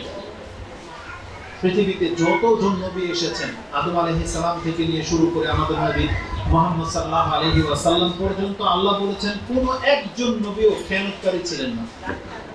তারা কোনো কিছুকে গোপন করে নাই, মিথ্যা বলেন নাই, তা তাদের দায়িত্ব থেকে মুখ ফেরান নাই। এই আয়াতটা, এই টুকরাটা আপনি পেয়ে যাবেন সূরা আলে ইমরানের 161 নম্বর আয়াত। আমি এটা কেন বলতেছি, আমাদের দায়িত্বের সাথে এগুলো ওতপ্রোতভাবে জড়িত। কারণ নবীরা যদি খেয়ানত করত তাহলে আমরা হেদায়েত পেতাম না। আজকে যারা হেদায়েতের উপরে আছি, এটা নবীদের ফসল, তাদের প্রচেষ্টার ফসল। তারা যদি দাওয়াতি কাজে হেরফের করত, নূহ আলাইহিস সালাম তার জাতির মাঝে 1000 বছর বেঁচে ছিলেন, তার মধ্যে 950 বছর তিনি রাত দিন দাওয়াত দিয়েছেন। তিনি বলেছেন, ইন্নী দাআউতু কওমি লাইলান ওয়া নাহারা ফালাম ইয়াজিদহুম দুআই ইল্লা ফিরারা। সে বলতো, আল্লাহ আমি তো আমার জাতির কাছে রাত দিন দাওয়াতের কাজ করেছি, কিন্তু তারা আমার কাছ থেকে শুধু মুখই ফিরিয়েছে। তারপরে কিছু লোক ইসলাম গ্রহণ করেছিল। ঠিক তেমনি আমাদের নবী মুহাম্মদ সাল্লাল্লাহু আলাইহি সাল্লাম, তাকে হত্যা করতে চেয়েছিল, হত্যা করার পুরো প্ল্যান করে ফেলা হয়েছিল। গলাতে ফাঁস লাগানো হয়েছিল, ওটার ঘুড়ি চাপানি দেওয়া হয়েছিল, বিষ খাওয়ানো হয়েছিল। উহুদের মধ্যে আপনি জানেন রক্তাক্ত হয়েছেন, তাইফে রক্তাক্ত হয়েছেন, পাথর মারা হয়েছিল তার উপরে, আর তারপরে পাথর চাপা দিয়ে তাকে মেরে ফেলার চেষ্টা করেছিল ইহুদিরা। তারপরেও যদি তিনি তার নিজের জীবন বাঁচাতে গিয়ে যদি দাওয়াতি কাজ বন্ধ করে দিতেন, তাহলে আজকে আমরা এখানে মুসলিম হয়ে বসতে পারতাম না। বরং তিনি তার দায়িত্বটা পরিপূর্ণভাবে পালন করেছেন বিধায় আজকে আমাদের মতো মানুষগুলো আমরা ইসলাম পেয়েছি এবং মেনে নেওয়ার মতো তৌফিক আল্লাহ আমাদেরকে দিয়েছেন। তো রাসূলুল্লাহ সাল্লাল্লাহু আলাইহি ওয়াসাল্লাম বা নবীরা যে দাওয়াতি কাজ করেছেন বা দায়িত্ব পালন করেছেন, এই মর্মে একটা কথা শুধু বলে দেব। কোরআনে আল্লাহ সুবহানাহু ওয়া তাআলা আমাদের নবীকে বলেছেন যে ইয়া আইয়ুহার রাসূল বাল্লিগ মা উনজিলা ইলাইকা মির রাব্বিক, আপনার রবের পক্ষ থেকে যে দায়িত্ব আপনাকে দিয়ে দেওয়া হয়েছে, এই দাওয়াত মানুষের কাছে প্রচার করুন, এটা আপনার রবের পক্ষ থেকে আপনার উপরে দায়িত্ব। আর রাসূলুল্লাহ সাল্লাল্লাহু আলাইহি ওয়াসাল্লাম তিনি বলেছেন যে আমি আমার এই দায়িত্ব তোমাদের কাছে পৌঁছে দিলাম। বিদায় হজের ভাষণটা নিয়ে নেন শুধু, সেখানে সমস্ত অধিকাংশ সাহাবায়ে কেরামরা ছিলেন, মতান্তরে 1 লাখ প্লাস। তাদের সবাইকে সামনে রেখে রাসূলুল্লাহ সাল্লাল্লাহু আলাইহি সাল্লাম বলেছিলেন যে আমি কি আমার দায়িত্ব পৌঁছে দিলাম? তোমাদেরকে কিয়ামতের মাঠে তোমাদের রবের সামনে ডাকা হবে আমার সম্পর্কে জিজ্ঞাসা করার জন্য। সমস্ত পৃথিবীর মানুষকে ডাকা হবে, এই মুহাম্মদ কি তোমাদের কাছে আমার বাণী পৌঁছিয়েছিল? আমি রব এই কথা কি বলেছিল? মুহাম্মদকে ডেকেছিল আমার দিকে, এই কথা বলা হবে। তোমরা তখন কি সাক্ষী দেবে? এই কথাটা আপনি মুসলিমের একটা লম্বা হাদিসের মধ্যে পেয়ে যাবেন। রাসূলুল্লাহ সাল্লাল্লাহু আলাইহি সাল্লাম বলেছেন, কাল ওয়া আনতুম তুসআলুনা আন্নি, তোমাদেরকে জিজ্ঞাসা করা হবে আমার সম্পর্কে। ফামা আনতুম কাইলুন, আমাকে সাক্ষী দাও, তোমরা আল্লাহর সামনে গিয়ে কি বলবে আমার ব্যাপারে। তখন সমস্ত সাহাবায়ে কেরামরা যারা বিদায় হজের খুতবায় উপস্থিত ছিলেন, তারা এক বাক্যে বলেছেন, নাশহাদু আন্নাকা কাদ বাল্লাগতা, আমরা সাক্ষী দিচ্ছি আপনি আপনার দায়িত্ব আমাদের পর্যন্ত পৌঁছে দিয়েছেন। বাল্লাগতা ওয়া আদাইতা, আপনি আমানত পূর্ণ করেছেন। ওয়া নাসাহাতা, আপনি আমাদেরকে উপদেশ দিয়েছেন এবং আমাদের কল্যাণকামী ছিলেন। এই কথা 3 বার বলার পরে রাসূলুল্লাহ সাল্লাল্লাহু আলাইহি সাল্লাম ফাকালা বি ইসবাইহি আস-সাববাবা, তিনি তার এই আঙ্গুলটাকে উপর দিকে তুলে দিয়ে বলেছিলেন, ইয়ারফাউহু ইলা সামাই, আকাশের দিকে তুলে দিয়ে বলেছিলেন, ওয়ায়ানকুতু ইলান নাস, মানুষ নিচে বসা ছিল এবং তিনি এখানে, তিনি আল্লাহর দিকে ইশারা করে এইভাবে মানুষের দিকে দাঁত কেটে বলছেন, আল্লাহ এদের মুখের কথা শুনেছেন, আল্লাহ এদের মুখের কথা শুনেছেন। এইভাবে 3 বার করে সাক্ষী করে বলেন, ইলান নাস আল্লাহুম্মা শাহাদ, আল্লাহ আপনি সাক্ষী থাকেন। এই পৃথিবীর মানুষ বলল যে আমি আমার দায়িত্ব কিন্তু পুরো করে দিয়েছি। সেই দিনকার ডাকটা কি ছিল জানেন? এখানে কি বলা হয়েছে? আলা লা ইয়াদখুলুল জান্নাহ ইল্লা নাফসুন মুসলিমাতুন, পৃথিবীর মানুষ তোমরা শুনে রাখো, জান্নাত এমন একটা জায়গা সেখানে কোনো মুসলিম ছাড়া কোনো ব্যক্তি ঢুকতে পারবে না। এটা রাসূল সাল্লাল্লাহু আলাইহি ওয়াসাল্লামের বিদায় হজের ভাষণের একটা চূড়ান্ত ভাষণ ধরে নেন। আর এটাই কোরআনের চূড়ান্ত আয়াত যে ওয়ালা তামুতুন্না ইল্লা ওয়া আনতুম মুসলিমুন, তোমরা মুসলিম না হয়ে কিন্তু মরো না। তার মানে এটা আমাদের উপর দায়িত্ব, আমাদেরকে মুসলিম হয়ে মরতে হবে। রাসূল বলেছেন মুসলিম ছাড়া কোনো ব্যক্তি জান্নাতে ঢুকতে পারবে না। এটা বলার পরে রাসূলুল্লাহ সাল্লাল্লাহু আলাইহি ওয়াসাল্লাম বলেছেন আমি কে দাওয়াত পৌঁছে দিলাম, আল্লাহুম্মা শাহাদ, আল্লাহুম্মা শাহাদ, আল্লাহ তুমি সাক্ষী থাকো, এই পুরো পৃথিবীর মানুষ এটা সাক্ষী দেবে যে আমি মুহাম্মদ দাওয়াতি কাজ করেছি। এটা আপনি মুসলিমে 2840 নম্বরে পেয়ে যাবেন। তার মানে রাসূলুল্লাহ সাল্লাল্লাহু আলাইহি ওয়াসাল্লাম তারা দাওয়াতি কাজ করেছেন। তার মানে আমি বোঝাতে চেয়েছি আল্লাহ নিজের দিক থেকে যাদেরকে সিলেক্ট করেছেন, সেটা ফেরেশতা হোক আর মানুষের মধ্য থেকে রাসূল হোক, তারা তাদের দায়িত্ব পালন করেছেন। এবার আসুন আমাদের পালা। এই যে তারা যদি দায়িত্ব পালন না করত, তার মানে কি খারাপই হতো সেটা আমি আপনাকে একটু বোঝানোর চেষ্টা করেছি। যদি মুহাম্মদ সাল্লাল্লাহু আলাইহি সাল্লাম মার খাওয়ার পরে যদি দাওয়াতি কাজ বন্ধ করে দিতেন, তাহলে আমরা মুসলিম হইতাম না। তারপরে দাওয়াতি দায়িত্ব পালন না করলে কি ক্ষতি হয় এটার আরেকটা এক্সাম্পল দিন। আপনারা সেই ঘটনা জানেন, উহুদের যুদ্ধে রাসূলুল্লাহ সাল্লাল্লাহু আলাইহি সাল্লাম প্রায় 50 জন তীরন্দাজকে উহুদের এক প্রান্তে দাঁড় করিয়েছিলেন এবং বলেছিলেন তোমরা শুধু ঘোড়াওয়ালাদেরকে ঠেকাইবা, তারা যেন ঘোড়া নিয়ে আমাদের উপর আক্রমণ করতে না পারে। তীরন্দাজকে দাঁড় করিয়েছিল এবং রেজাল্ট হচ্ছে ইবনে হিশামের মধ্যে আপনি এটা পেয়ে যাবেন, রাহিকুল মাখতুমিও পেয়ে যাবেন। উহুদের যুদ্ধে রাসূল বলেছিলেন তোমরা যদি দেখতে পাও যে আমরা বিজয়ী হয়ে গেছি অথবা পরাজিত হয়ে গেছে, আমাদেরকে মেরে ফেলা হচ্ছে, কিন্তু তোমরা 50 জন এই পাহাড়ের তলদেশে কিন্তু নামো, পাহাড় ছাড়বা না, এখান থেকে নামার অধিকারই নেই তোমাদের। তাদের লিডারদেরকে বলা হয়েছিল এই 50 জনের একজন দায়িত্বশীল যিনি। কিন্তু রেজাল্ট কি? যেমনি প্রথম মুসলিমরা বিজয়ী হওয়ার পথে কাফেরদেরকে পরাজিত করে দিলেন, আবু সুফিয়ান এই দিক দিয়ে রাদিয়াল্লাহু তাআলা তখন কাফের ছিলেন, এই দিক দিয়ে যখন পালাচ্ছিলেন, মানে মূলত তিনি পালান নাই, উনি ঘুরে এসে অ্যাটাক করতে চেয়েছেন, একটা প্ল্যান, যেহেতু তারা যুদ্ধ খুব ভালো বোঝে। খালিদ বিন ওয়ালিদ এক দিক থেকে, আবু সুফিয়ান আরেক দিক থেকে। মুসলিমরা যখন দেখলো যে ইহুদিরা মানে কাফেররা পালাচ্ছে, তারা ভাবলো যে আমাদের বিজয় চলে আসছে, গনিমতের মাল নিতে হবে। তারা রাসূল সাল্লাল্লাহু আলাইহি ওয়াসাল্লামের সেই আদেশের কথা কর্ণপাত করলেন না, কিন্তু তাদের লিডার যিনি ছিলেন, যিনি কমান্ডার ছিলেন, তার স্মরণ ছিল যে রাসূল নিষেধ করেছে। তিনি প্রত্যেককে বাধা দিয়েছে যে না, নামবো না, তোমরা এখানে থাকো, রাসূল এখানে থাকতে বলেছে। তারা বলছে তুমি দেখো না যে আমরা বিজয়ী হয়ে গেছি, গনিমতের মাল নিতে হচ্ছে, সাহাবারা নিচ্ছে। তারা রাসূল সাল্লাল্লাহু আলাইহি ওয়াসাল্লামের সেই আদেশটাকে কতটা গুরুত্বের সাথে নেয়নি, তারা নিচে নেমে গেল। ফলশ্রুতিতে কি হলো? রাসূলুল্লাহ সাল্লাল্লাহু আলাইহি ওয়াসাল্লামকে যদি আল্লাহ মৃত্যু লিখে রাখতেন, তাহলে এটাই ছিল মৃত্যুর সর্বশেষ দিন। কারণ তাকে চরমভাবে আঘাত করা হয়েছে, তার দাঁত মোবারক শহীদ হয়ে গেছে, মাথাতে হেলমেট ভেঙে ঢুকে গেছে, কড়া দিয়ে তারপরে সেই কড়া বের করতে হয়েছিল। এত পরিমাণ সেই দিন রক্ত ঝরেছে, তায়েফের মধ্যে একবার ঝরেছিল। তো রাসূলুল্লাহ সাল্লাল্লাহু আলাইহি ওয়াসাল্লাম একবারে মরা অবস্থায় চলে আসছিলেন এবং এই ক্ষয়ক্ষতি কত কঠিন ছিল। 70 জন সাহাবীকে শহীদ করে দেওয়া হয়েছিল শুধু তাদের এই টিমের ভুলের কারণে, যে তাদের দায়িত্ব ছিল পাহাড়ের মধ্যে অবস্থান করা, কিন্তু সেখান থেকে নেমে যাওয়ার কারণে মুসলিমদের 70টা প্রাণ, সবচেয়ে শ্রেষ্ঠ প্রাণগুলো ঝরে গেছে এবং অনেক বেশি মার তারা খেয়েছে সেই দিন। তার মানে আল্লাহ সুবহানাহু ওয়া তাআলা আমাদেরকে দেখিয়ে দিয়েছেন যখন কোনো মুসলিমকে কোনো দায়িত্ব দেওয়া হবে, মুসলিম যদি তার দায়িত্বে খেয়ানত করে এই রকমের ক্ষতিরই সম্মুখীন মুসলিম হবে। এই ঘটনাগুলো দিয়ে আমাদেরকে শিক্ষা দিয়ে দেওয়া হয়েছে, কিন্তু আমরা নির্বোধ জাতি, আমরা ইতিহাস ভুলে যাই, আমরা শিক্ষা নেই না, বরং আমরা দায়িত্বটাকে খুব হালকা করে নিচ্ছি। এবার আসুন, সর্বোপরি অল্প হয়তো কিছু সময় বাকি আছে, এর মধ্যে আপনাকে আপনার দায়িত্ব বুঝতে হবে। আমরা যারা এখানে বসেছি, আমরা সবাই এখানে মানুষ, এটা আমাদের প্রথম পরিচয়, যে আমরা গরু ছাগল না, আমরা মানুষ। আল্লাহ আমাদেরকে বিবেক বুদ্ধি দিয়েছেন, শ্রবণ শক্তি দিয়েছেন, দৃষ্টি শক্তি দিয়েছেন। আপনি লক্ষ্য করে দেখেন, গরু ছাগলের চোখ আছে, দৃষ্টি শক্তি নেই। শ্রবণ কান আছে, বড় বড় কান, কিন্তু শ্রবণ শক্তি নেই। এগুলো মানুষকে দিয়েছেন এবং আল্লাহ বলেছেন লিয়াবলুয়াকুম আইয়ুকুম আহসানু আমালা, এবং এটা আমি দিয়েছি পরীক্ষা করার জন্য। যেমন এটা সূরা মুলকে বলেছে জীবন এবং মৃত্যুর মাধ্যমে, এবং সূরা ইনসান 76 নম্বর শুরুতে আপনি পেয়ে যাবেন হাল আতা আলাল ইনসানি হিনু মিনাদ দাহরি লাম ইয়াকুন শাইউন মাযকুরা ইন্না খালাকনাল ইনসানা মিন নুতফা আমশাজিন নাবতালি ফাজআলনাহু সামিআন বাসীরা। আল্লাহ বলেছেন নাবতালি, আমি তাকে পরীক্ষা করব বিদায় আমি তাকে শ্রবণ শক্তি এবং দৃষ্টি শক্তিওয়ালা বানিয়েছি। তার মানে এই গুণটা আল্লাহ কোনো পশুর জন্য ব্যবহার করেন না। দৃষ্টিশক্তি, শ্রবণ শক্তি এটা শুধু মানুষকে দেওয়া হয়েছে। কেন?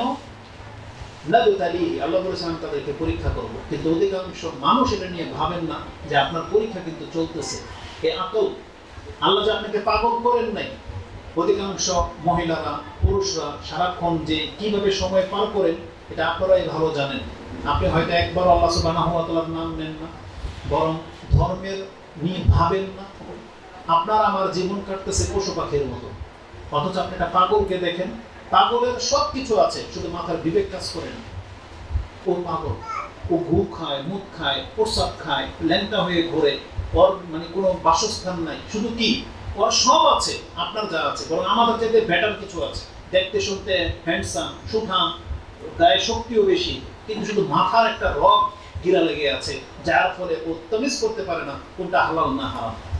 ওই একই চরিত্র যদি আমাদের সুস্থ ব্যক্তিদের হয়, আমরা যদি হালাল আর হারাম, নাপাক আর পাক যদি পরখ করতে না পারি, একটা সুস্থ ব্যক্তি যদি বলে নামাজের সময় আমার কাপড় খারাপ, তো ওর মধ্যে আর পাগলের মধ্যে কি পার্থক্য বলেন? একটা পাগলের কাপড় নাপাক কেন? কারণ তো পাগল, ওর সেন্স কাজ করে না। তাহলে আপনার প্যান্ট নাপাক, তাহলে আপনিও তো পাগলের মতোই। কারণ আপনি সুস্থ থাকলে আপনারটা নাপাক থাকবে কেন? কারণ আপনার তো জানা উচিত যে আমাদের ধর্ম এমন একটা ধর্ম, যে ধর্ম নামাজের আগে পবিত্রতা শিক্ষা দিয়েছে। বিষয়টা এমন না? আপনি পড়ুন না কোরআন, ইকরা, এই আয়াত যখন নাজিল হয়েছে তার কিছুদিন পরে সর্বপ্রথম যে আয়াত নাজিল হয়েছে সেটা ছিল ইয়া আইয়ুহাল মুদ্দাসসির কুম ফাআনজির ওয়া রাব্বাকা ফাকাব্বির ওয়া সিয়াবাকা ফাতাহহির। যে আপনি ওঠেন, দাঁড়ান এবং সতর্ক করেন এবং আপনার পোশাককে পবিত্র করেন। এটা প্রথম ওজিফা মুসলিমদের। তাহলে সেই মুসলিম বিবেকবান ব্যক্তি, সুস্থ, সে এই কথা কিভাবে বলতে পারে যে আমার কাপড় নাপাক? না এটা কোনো মহিলা বলতে পারে, না কোনো এটা পুরুষ বলতে পারে, যদি সে মুসলিম হয়, যদি সে বিবেকবান হয়, যদি সে সুস্থ হয়। আর যদি সে পাগল দাবি করে যে পাগল, তা আমাদের কোনো সে নেই, আমাদের কিছুই বলার নাই, কারণ সে পাগল। পাগলের কাপড় নাপাক থাকতেই পারে, এটি স্বাভাবিক। আজান হয়েছে, পাগল নামাজ পড়বে না, ও তো পাগল। কিন্তু আপনি সুস্থ ব্যক্তি কেন নামাজ পড়েন না? তার মানে আপনার ও ওই পাগলের সাথেই তুলনা করা সাজে না আসলে। কারণ পাগলকে আল্লাহ শাস্তি দেবে না, আপনি জেনে নেন। পাগল নামাজ না পড়লেও শাস্তি পাবে না, আপনার যেটি একটা বেটার পয়েন্টে আছে। কারণ পাগলকে আল্লাহ জাহান্নামে দেবে না, কিন্তু আপনাকে আমাকে আল্লাহ জাহান্নামে দেবে অপরাধের কারণে। এই জন্য এইখানে আমরা পাগলের চেয়েও নিচে। তো মানুষ হিসেবে আমাদেরকে এগুলোকে কাজে লাগাইতে হবে। আমাদের দায়িত্ব আছে। প্রথম দায়িত্ব কি মানুষের, যদি আমি আপনাদেরকে জিজ্ঞেস করি, কিন্তু সবাই আমরা আলহামদুলিল্লাহ সেই দায়িত্বটা পালন করেছি। আমি সহজ করে দিই। মানুষ হিসেবে পৃথিবীর মানুষ যার বিবেক হয়েছে, তাকে ইব্রাহিম আলাইহিস সালামের মতো হতে হবে। যে ইব্রাহিম আলাইহিস সালাম যখন একটু সচেতন হয়েছেন বা একটু বিবেক বুদ্ধি খুলেছে, তখন তিনি ভাবলেন যে মানুষ হয়ে মানুষের ইবাদত কেন করে?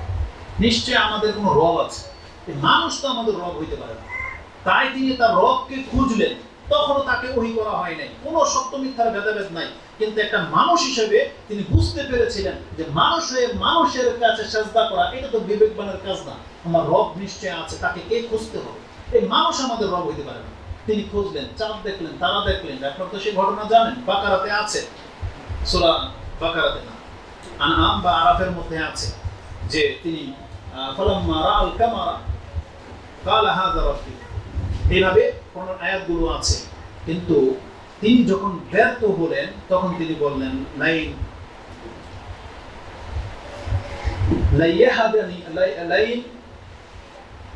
তিনি বলেছিলেন যদি আমার রব আমাকে রাস্তা না দেখায়, লা ইল্লাম ইয়াহদিনি রাব্বি লা আকুনান্না মিনাল কওমিদ দাল্লিন, যে আমার রব যদি আমাকে রাস্তা না দেখায় তাহলে আমি গোমরাহদের অন্তর্ভুক্ত হয়ে যাব। তারপরে কিন্তু আল্লাহ তাকে রাস্তা দেখালেন যে তাহলে তুমি আমাকে যে খুঁজছো আমি এই। তারপর আল্লাহ তার পরিচয় বা যেভাবে হোক আল্লাহ তাকে ওহী করলেন, তারপর আল্লাহ তাকে সঠিক রাস্তা দেখালেন। এই কথাটা আল্লাহ বলেছেন যে আমাকে খুঁজে আমি তাকে রাস্তা দেখাবো। তো ইব্রাহিম আলাইহিস সালাম থেকে নিয়ে নেন, যেটা আল্লাহ তাকে পরীক্ষা করেছিল। এই জন্য আল্লাহ তাকে প্রথমে ইঙ্গিত দেয় নাই যে তিনি নবী, তিনি রাসূল, কিন্তু তার প্রচেষ্টার কারণে আল্লাহ তাকে হেদায়েত করেছেন বা সংবাদ দিয়েছেন যে হ্যাঁ। তা আমরা সাধারণ মানুষ হিসেবে এই বিভ্রান্তিকর পরিস্থিতি হিসেবে এক হুজুর একরকম বলে, যেটা আপনাদের দাবি, হক বাতিল বোঝেন না। কিন্তু একটা সুস্থ মানুষের প্রথম কাজ হলো আপনার রবকে এটা জানা, কোনটা সঠিক পথ এটা খোঁজা, যে এতগুলো পথের মধ্যে কোনটা সঠিক পথ। আপনাকে এটা জানতে হবে। কিন্তু আপনাদের চরিত্র কি অধিকাংশ মানুষের, অধিকাংশ এখানে আপনারা যেহেতু উপস্থিত আছেন এখানে আপনাদেরকে ইন্ডিকেট করে বলতেছি, এই বক্তব্য যতদূর পর্যন্ত যাবে, অধিকাংশ মানুষ দায় মুক্ত হয়ে আছে। মূলত সে সঠিক রাস্তা খুঁজতে চায় না। সে কি করেছে বললে, এত বিভ্রান্তির মধ্যে কোনটা হক কে জানে, তাই দূর কারোরই মানা যাবে না। এ কি বিবেকবানের কাজ করলো না নিজেকে আরো ক্ষতি করলো? মূলত এ সঠিক পথ কোনোদিন খোঁজার চেষ্টাই করেনি। এ যদি হিন্দুর ঘরে জন্ম হতো, এ যদি ইহুদির ঘরে জন্ম হতো, ও কোনোদিন ইসলাম ধর্ম নিয়ে ভাবতই না। যেহেতু মুসলমানের ঘরের জন্ম হওয়ার পরেও যদি ইসলাম নিয়ে ভাবে না, ওর জন্ম যদি হিন্দুর ঘরে হতো, ও কোনোদিন ভাবতই না যে ইসলাম ধর্মটা কি। এটা আজকে অধিকাংশ মুসলিমদের চরিত্র হয়ে গেছে। তাহলে মুসলিম না, মানুষ হিসেবে প্রথম মানুষের কাজ হলো তার রবের প্রতি ঈমান নিয়ে আসা। যে একজন রাসূল যখন আহ্বান করেছে, আমাদেরকে সেই আহ্বানে সাড়া দেওয়া উচিত। এটাই কোরআনে আমাদেরকে মেসেজ দিয়েছেন। যেমন দোয়া করার ক্ষেত্রে আল্লাহ আমাদেরকে কি শিখিয়েছেন, সূরা আলে ইমরানের শেষে পেয়ে যাবেন যে মুমিনরা কি দোয়া করে, রব্বানা ইন্নানা সামি'না মুনাদিয়া ইউনাদি লিল ঈমান আন আমিনু বিরাব্বিকুম ফাআমান্না রব্বানা ফাগফির লানা যুনুবানা। এই যে দোয়াটা আছে, যে আপনি আপনার পাপকে আল্লাহকে বলতেছেন, আল্লাহ আমাকে মাফ করে দাও, কিন্তু আগে আপনার গুণটা কি প্রকাশ করেছেন, যে আল্লাহ একজন ব্যক্তিকে শুনেছি আমাদেরকে ডেকেছেন, মুনাদি লিল ঈমান, ঈমানের দিকে ডেকেছেন, আন আমিনু বিরাব্বিকুম, তোমাদের রবের প্রতি ঈমান আনো, ফাআমান্না, আল্লাহ আমরা শুনেছি আর ঈমান আনছি। তার মানে আমাদের নবী মুহাম্মদ সাল্লাল্লাহু আলাইহি সাল্লাম তিনি আমাদেরকে ডেকেছেন যে পৃথিবীর মানুষ তোমরা আল্লাহর প্রতি ঈমান আনো, আমরা এনেছি। তাহলে এটা আপনার ক্ষমা পাওয়ার একটা গুণ, আপনি আল্লাহর কাছে এটা পেশ করছেন যে আমি নবীর কথা ঈমান এনেছি, আল্লাহ আমার মাফ করে দাও। তার মানে গ্যারান্টি আছে আল্লাহ মুসলিমদেরকে মাফ করে দেবে, কারণ যেহেতু সে ঈমান এনেছে। আর যারা ঈমান আনেনি, ঈমান কি জিনিস বোঝে না, জানার চেষ্টা করে না, তারা কি পেশ করবে আল্লাহর কাছে?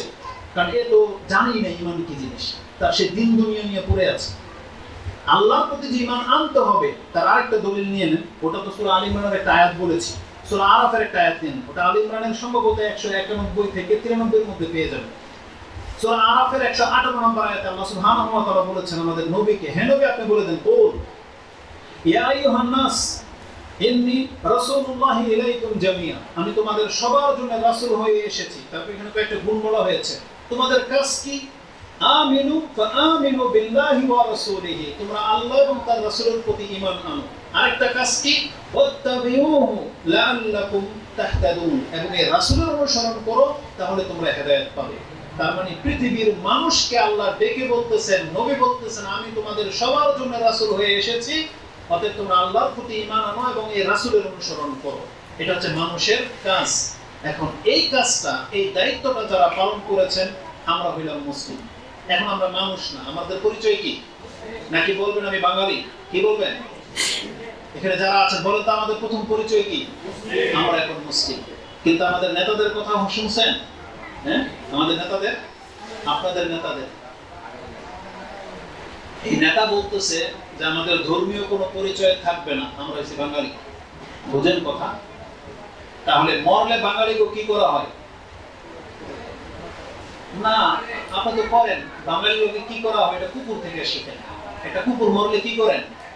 এমন জায়গায় নিয়ে ফেলে দেন, দাফনও করতে হয় না, কাফনও দিতে হয় না। ওটা ফুলে পেঁচে ফেপে যখন গন্ধ বেরিয়ে যাবে, ওই গন্ধ থেকে বাঁচার জন্য আপনি এত দূর নিয়ে ফেলতেছেন। এটা বাঙালি স্বভাব, এটা কোনো ধর্মেও নাই, ইসলাম ধর্মে তো নাই, অন্য কোনো ধর্মেও নাই। তার মানে সে যে বলেছে যে আমাদের প্রথম পরিচয় বাঙালি, তাহলে তাকে মরলে বাঙালি আচরণই তার সাথে করা উচিত ছিল। যদি মুসলিমদের গায়ে রক্ত থাকতো, এই ধরনের ভাষা যারা ব্যবহার করে তাদের সাথে বাঙালি আনা আচরণই করা উচিত। তাদেরকে আর মুসলিমদের নামাজ পড়া, জানাজা দেওয়া, কবর রাখা, বিসমিল্লাহ বলে ওয়ালা মিল্লাতে রাসূলিল্লাহ এই কথা বলে দোয়া করে জানাজা দেওয়া জায়েজ নেই আসলে তা পর্যন্ত। যেহেতু তারা মুসলিম হইতে চায়নি, তাদের পরিচয় বলতেছে আমাদের পরিচয় আমরা বাঙালি। আল্লাহ নেতাদেরকে হেদায়েত করুক বলেন আমিন।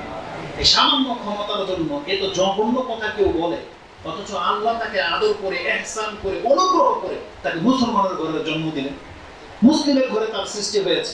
এটা কত বড় অনুগ্রহ! আরে মরার পর একটা কাফের বলতে পারবে যে এটা কত বড় একটা অনুগ্রহ ছিল যে আমি পাইনি।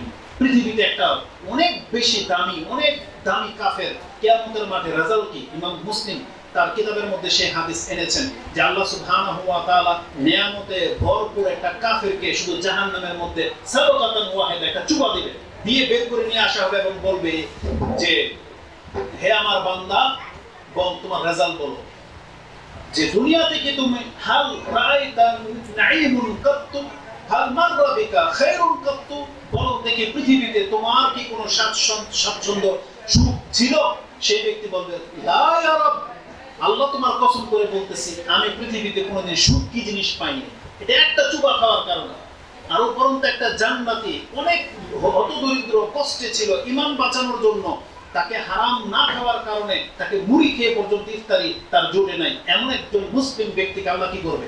তাকেও জান্নাতে শুধু একটু ঢুকাবে আর বের করে বাতাস লাগিয়ে নিয়ে আসা হবে এবং তাকেও বলা হবে যে ইয়া ইবনা আদম হাল মাররা বিকা বুসান কাত্তু হাল রাআইতা শিদ্দাতান কাত্তু, বলো তো তোর জীবনে কোনো দুর্ঘটনা, কোনো কষ্ট, কোনো অভাব মনে পড়ে? সেই ব্যক্তি বলবে লা ইয়া রাব, আল্লাহ তোমার শপথ করে বলতেছি পৃথিবীতে আমি কোনোদিন অভাব কি জিনিস আমার মনে পড়ে না। জান্নাতের একটু বাতাস লাগার কারণে। আর সেই মুসলিমত্ব এই ব্যক্তি অস্বীকার করতেছে, সেই মুসলিমত্বটাকে হালকা মনে করেছে তার গদির কাছে। কত জঘন্য কথা বলে। অতএব একজন মানুষের প্রথম পরিচয় হলো সে বাঁচতে চাইলে তাকে পরিচয় দিতে হবে আমি মুসলিম। আর এদেরকে তো ফেরাউনের কাছ থেকে তো চাইলে শিক্ষা নিতে পারতো, ফেরাউনের ঘটনা থেকে শিক্ষা নিতে পারতো। ফেরাউন রাজা ছিল, রাজা ফেরাউন প্রভাবশালী নেতা ছিল। সেই ফেরাউন মরার সময় বলতেছে আনা মিনাল মুসলিমিন, যখন মরবে এখন তো বলতেছে আনা মিনাল মুসলিমিন। আর এই ব্যক্তিরা ক্ষমতা পায় নাই, এখনই বলতেছে ও নাকি প্রথম পরিচয় নাকি মুসলিম না, ও প্রথম পরিচয় নাকি ও বাঙালি। সুবহানাল্লাহ, না এটা মেনে নেওয়ার মতন কথা না। এই ধরনের নেতা থেকে মুখ ফেরান বাঁচতে হলে, আর আল্লাহর কাছে তওবা করেন যে আল্লাহ নির্বুদ্ধের কারণে আল্লাহ তুমি আমাদেরকে শাস্তি দিও না। মুসা আলাইহিস সালাম যে দোয়াটা করেছিল যে আল্লাহ আমার এই জাতির এই নির্বুদ্ধের কারণে আল্লাহ আপনি আমাদেরকে হালাক করে দিবেন না, আমাদেরকে আল্লাহ হালাক করে দিয়েন না। এই অজ্ঞদের কারণে আল্লাহ আমাদেরকে আপনি হালাক করে দিয়েন না, আমাদেরও এই দোয়া থাকবে। তো একটা মানুষের প্রথম দায়িত্ব হলো তাকে তার রবকে চিনতে হবে, তার মানে তার ঈমান আনতে হবে। এটা হচ্ছে তাকে মুসলিম হওয়া, এটা প্রথম দায়িত্ব। এটা প্রত্যেকটা পুরুষ এবং প্রত্যেকটা নারীর দায়িত্ব। এখন আমরা যারা এখানে আছি আমরা তো দাবি করেছি আমরা মুসলিম। এখন আসুন তাহলে আপনার দায়িত্বটা কি সেটা সংক্ষেপে বলে দিই। প্রত্যেকটা মুসলিম যারা আমাদের খুতবা শুনেন, সালাফি আলেমদের খুতবা শুনেন, এই আয়াত কমন একটা আয়াত, সূরা আয-যারিয়াত এর আয়াত কমন 51 নম্বর সূরার 56 নম্বর আয়াত, যে আল্লাহ বলেছেন ওমা খালাকতুল জিন্না ওয়াল ইনসা ইল্লা লিয়াবুদুন, আমি জিন এবং ইনসানকে সৃষ্টি করেছি শুধু আমার ইবাদত করার জন্য। তাহলে আপনি যদি মুসলিম হয়ে থাকেন তাহলে বলেন তো দেখি আপনার প্রথম দায়িত্বটা কি? বলেন, আলোচনা বুঝে থাকলে আপনি বলেন তো। আমরা যারা এই মহিলারা কথা বলতেছে এটা ঠিক না, কিন্তু আপনারা বলেন আগে, নিজে নিজে বলেন তো দেখি আমাদের প্রথম দায়িত্ব কি? এটা ছাড়া কোনো দায়িত্ব আছে? প্রথম শেষ এটাই। কারণ আল্লাহ কি বলেছেন ওয়াবুদু রাব্বাকা হাত্তা ইয়াতিয়াকাল ইয়াকিন, তুমি মরার আগ পর্যন্ত তুমি তোমার রবের ইবাদত করে যাও। এটা কি আমাদের সবচেয়ে বড় দায়িত্ব না? তাহলে একটা মুসলিমের সবচেয়ে বড় দায়িত্ব হচ্ছে আল্লাহর ইবাদত করা। বরং আল্লাহ রাসূলকে কি বলেছেন হেনে আপনি বলে দেন, কুল ইন্নী উমিরতু আন আ'বুদাল্লাহ মুখলিসাল লাহুদ্দিন, সূরা জুমারের মধ্যে আছে 3 নম্বর এবং 11 নম্বর দুইটা আয়াত আপনি পেয়ে যাবেন। যে হ্যাঁ আপনি বলে দেন আমি তো শুধু এই আদেশে প্রাপ্ত হয়েছি আমি যেন খালেস ভাবে আমার রবের গোলামি করি। আপনাকে নেতা হওয়ার জন্য পৃথিবীতে পাঠায়নি, আপনাকে আল্লাহ সুবহানাহু ওয়া তাআলা রাস্তাঘাট করে দেওয়ার জন্য পাঠায়নি। এগুলো যদি এক্সট্রা আপনাকে দায়িত্ব দিয়ে দেওয়া হয় তখন সেটা আপনি পুরো করবেন, কিন্তু আপনি আল্লাহর কাছ থেকে যে দায়িত্ব প্রথম নিয়েছেন সেটা আগে পুরো করেন। সেটা কি? আল্লাহর বন্দেগী করা। আপনাকে আল্লাহর বন্দেগী করতে হবে। তার মানে 5 ওয়াক্ত সালাত আদায় করে এটা আমাদের দায়িত্ব, হালাল খাওয়া এটা আমাদের দায়িত্ব, রমজান মাসের সিয়াম রাখা দায়িত্ব, পুরুষ হলে দাড়ি রাখবেন, টাকনার উপরে প্যান্ট করবেন, এটা আপনার দায়িত্ব, মহিলারা পর্দা করবেন, এটা আপনার দায়িত্ব। যারা এই সমস্ত ইবাদত থেকে মুখ ফিরিয়ে আছেন আপনি আপনার দায়িত্ব থেকে মুখ ফিরিয়ে নিয়েছেন। যারা বিয়ে করেছেন সংসার চালানো এটা আপনার দায়িত্ব নাকি আপনাকে বলেছে আপনি বউয়ের ইনকাম খান? একটা মুসলিম পুরুষ হিসেবে আপনার দায়িত্ব ইনকাম আপনি করবেন, আপনার ওয়াইফ ঘরে থাকবে, বাচ্চার খরচ আপনি দিবেন, এটা আপনার দায়িত্ব। কিন্তু যেই মহিলারা এই দায়িত্ব কাঁধে চাপিয়ে নিয়েছেন আল্লাহ তাকে এই দায়িত্ব দেয়নি। আল্লাহ কোনো মহিলাকে বলে নাই যে তুমি রাষ্ট্র পরিচালনা করো। কোনো রাষ্ট্র পরিচালনার দায়িত্ব, বিচারক হওয়ার দায়িত্ব, ইঞ্জিনিয়ার হওয়ার দায়িত্ব এটা আল্লাহ কোনো মহিলার উপরে চাপিয়ে দেয়নি। যারা হচ্ছে এটা নিজে জোর করে চাপিয়ে নিচ্ছে। যেমন আপনাকে আমাকে বলা হয়েছে এখান থেকে যে কোনো একটা ব্যাগ ওখানে নিয়ে যাও, আপনি চাইলে 5 কেজি উঠাইতে পারতেন, কিন্তু আপনি শখ করে 2 মনের একটা বস্তা কাঁধে উঠিয়ে নিয়েছেন। এখন এটা পুরো করা না করা আপনার দায়িত্ব। আর যদি খেয়ানত করেন তাহলে আপনি কঠিন শাস্তি পাবেন। আর এমন একটা দায়িত্ব মহিলারা, আমাদের সমাজের মহিলারা যেটা লাফায় বেশি, যে তারা নেতৃত্বে আসবে, যে দায়িত্ব তাদের জায়েজই নেই, সে ইনসাফের সাথে পালন করবে না করবে এটা তো দূরের কথা, যেই চেয়ারে বসার অধিকারী আল্লাহ তাকে দেয়নি। কোনো মহিলা যদি হাফেজে কোরআন হয়, আপনার ক্ষমতা আছে আপনার মসজিদে ইমামতি দিবেন? হবে? আপনার নামাজ হবে? তাহলে যেখানে ইমামতি চলবে না সেখানে রাষ্ট্রের প্রধান মহিলা হয় কিভাবে? আর এই বক্তব্য আমরা অহরহ এটা ক্ষমতায় তারা থাকার আগ থেকেও আমরা বলে আসছি। এমন না যে তারা এখন ক্ষমতায় নাই বলে আমরা বলি না। আমাদের একজন শেখ তো প্রকাশ্য বলেছে, প্রকাশ্য বলে এই ক্ষেত্রে তিনি অগ্রগামী। আমাদের শেখ আব্দুর রাজ্জাক বিন ইউসুফ হাফেজাহুল্লাহ, তিনি অগ্রগামী, তাকে ডাইরেক্ট বলে, আমরাও বলি, কিন্তু অন্যরা হয়তো চুপ করে থাকে। কিন্তু নারী নেতৃত্ব যে জায়েজ না এটা না কোনো মানুষের অজানা, এটা কোনো মানুষের অজানা, এটা সব মুসলিমদের জানা। তো মহিলাদেরকে বলবো তারা যেন তাদের গণ্ডির ভিতরে, তাদের দায়িত্বের ভিতরে থাকে, তারা আগ বাড়িয়ে যেন সেই দায়িত্বগুলো আল্লাহর কাছ থেকে চেয়ে না নেয়, বরং যেই দায়িত্ব তাদেরকে দিয়ে দেওয়া হয়েছে সেটা কি একটু পরে সেই হাদিসটা আসবে। তাহলে আসুন, সময় যেহেতু সংক্ষিপ্ত, আর মাত্র 5 মিনিট আছে, মুসলিম হিসেবে তাহলে আপনার আমার দায়িত্ব হচ্ছে আমরা আল্লাহর দিন পালন করবো, এটা হচ্ছে আমাদের প্রথম দায়িত্ব। আপনারা কি কথা বুঝতেছেন? তার মানে দিন পালন করবেন, দিন কতটুকু আপনার ক্ষমতা কুলাবে। আপনার প্রথম কাজ আজকে 5 ওয়াক্ত সালাত আদায় করা, টাকা হয়ে গেছে জাকাত দেয়া, টাকা হয়ে গেছে হজ করা, পুরুষ দাড়ি রাখা, প্যান্টের উপরে টাকনার উপরে প্যান্ট পরা, হালাল খাওয়া, হালাল ইনকাম হতে হবে, এটা আপনার দায়িত্ব। এরপরে দেখবো আপনাকে আল্লাহ আর কি পজিশন দিয়েছে, তখন সেই দায়িত্ব আপনি কি পালন করবেন সেটা আমরা আসি। তাহলে আজকে আমরা কথা বলবো ব্যক্তি পর্যায়ে। ধরেন আমরা সবাই মুসলিম, এখানে মুসলিমের মধ্যে কেউ হচ্ছে ব্রিগেডিয়ার, কেউ হচ্ছেন ধরেন বিচারপতি, কেউ হচ্ছেন ধরেন ডিফেন্সের, কেউ হচ্ছেন কোন একটা এমপি মন্ত্রী বা কোনো কিছু ব্যাংকের কর্মকর্তা, বা যে কোনো একটা পজিশনে আপনি আছেন। আর তার চাইতেও আম পজিশন হচ্ছে ঘরের কর্তা হওয়া মুসলিম হিসাবে। তাহলে আমাদের কি দায়িত্ব হতে পারে, সেই দায়িত্ব আপনি কি আমল করতেছেন, এটা নিয়ে একটু আজকে চিন্তা করার বিষয় রয়েছে। কোরআন আল্লাহ সুবহানাহু ওয়া তাআলা এই সম্পর্কে আমাদেরকে খুব কঠিনভাবে সতর্ক সাবধান করেছেন। যখন একজন ব্যক্তি শিক্ষক, তাহলে তার ছাত্রদের সাথে সে কি আচরণ করেছে এটা কাল কিয়ামতের মাঠে সে জিজ্ঞাসিত হবে। একজন ব্যক্তি যখন পিতা, তার সংসারে সে কি করেছে এটা জিজ্ঞাসিত হবে। একজন ব্যক্তি যখন একজন ডিফেন্সের কেউ, সে তার দায়িত্ব কি পালন করেছে তাকে জিজ্ঞাসা করা হবে। কোনো ব্যক্তি যখন স্টোর কিপার দায়িত্বশীল, তাহলে সে তার দায়িত্বে কি করেছে, রক্ষা করেছে কিনা, এটা তার কাছ থেকে বিচার নেওয়া হবে। একজন ব্যক্তি যখন হবেন রাষ্ট্রের প্রধান, তাহলে সে তার রাষ্ট্রপ্রধানের থেকে কি করেছে এটার জন্য তার কাছ থেকে জবাব নেওয়া হবে। আমভাবে রাসূলুল্লাহ সাল্লাল্লাহু আলাইহি ওয়াসাল্লামের একটা হাদিস সবারই জানা, ইমাম মুসলিম তার ইমারাত বিচারের অধ্যায়ে একটা হাদিস এনেছেন, যে হাদিসের নাম্বার হচ্ছে 4618। তাতে রাসূলুল্লাহ সাল্লাল্লাহু আলাইহি ওয়াসাল্লাম বলেছেন আলা, এই শব্দটা হচ্ছে সজাগ করার শব্দ। আল্লাহ বলেছেন, রাসূলও বলেছেন, আলা তোমরা কান খাড়া করে শোনো, কুল্লুকুম রাঈন, তোমরা প্রত্যেকে হচ্ছে দায়িত্বশীল, কুল্লুকুম রাঈন, তারপরে পার্সন বলা হয়েছে।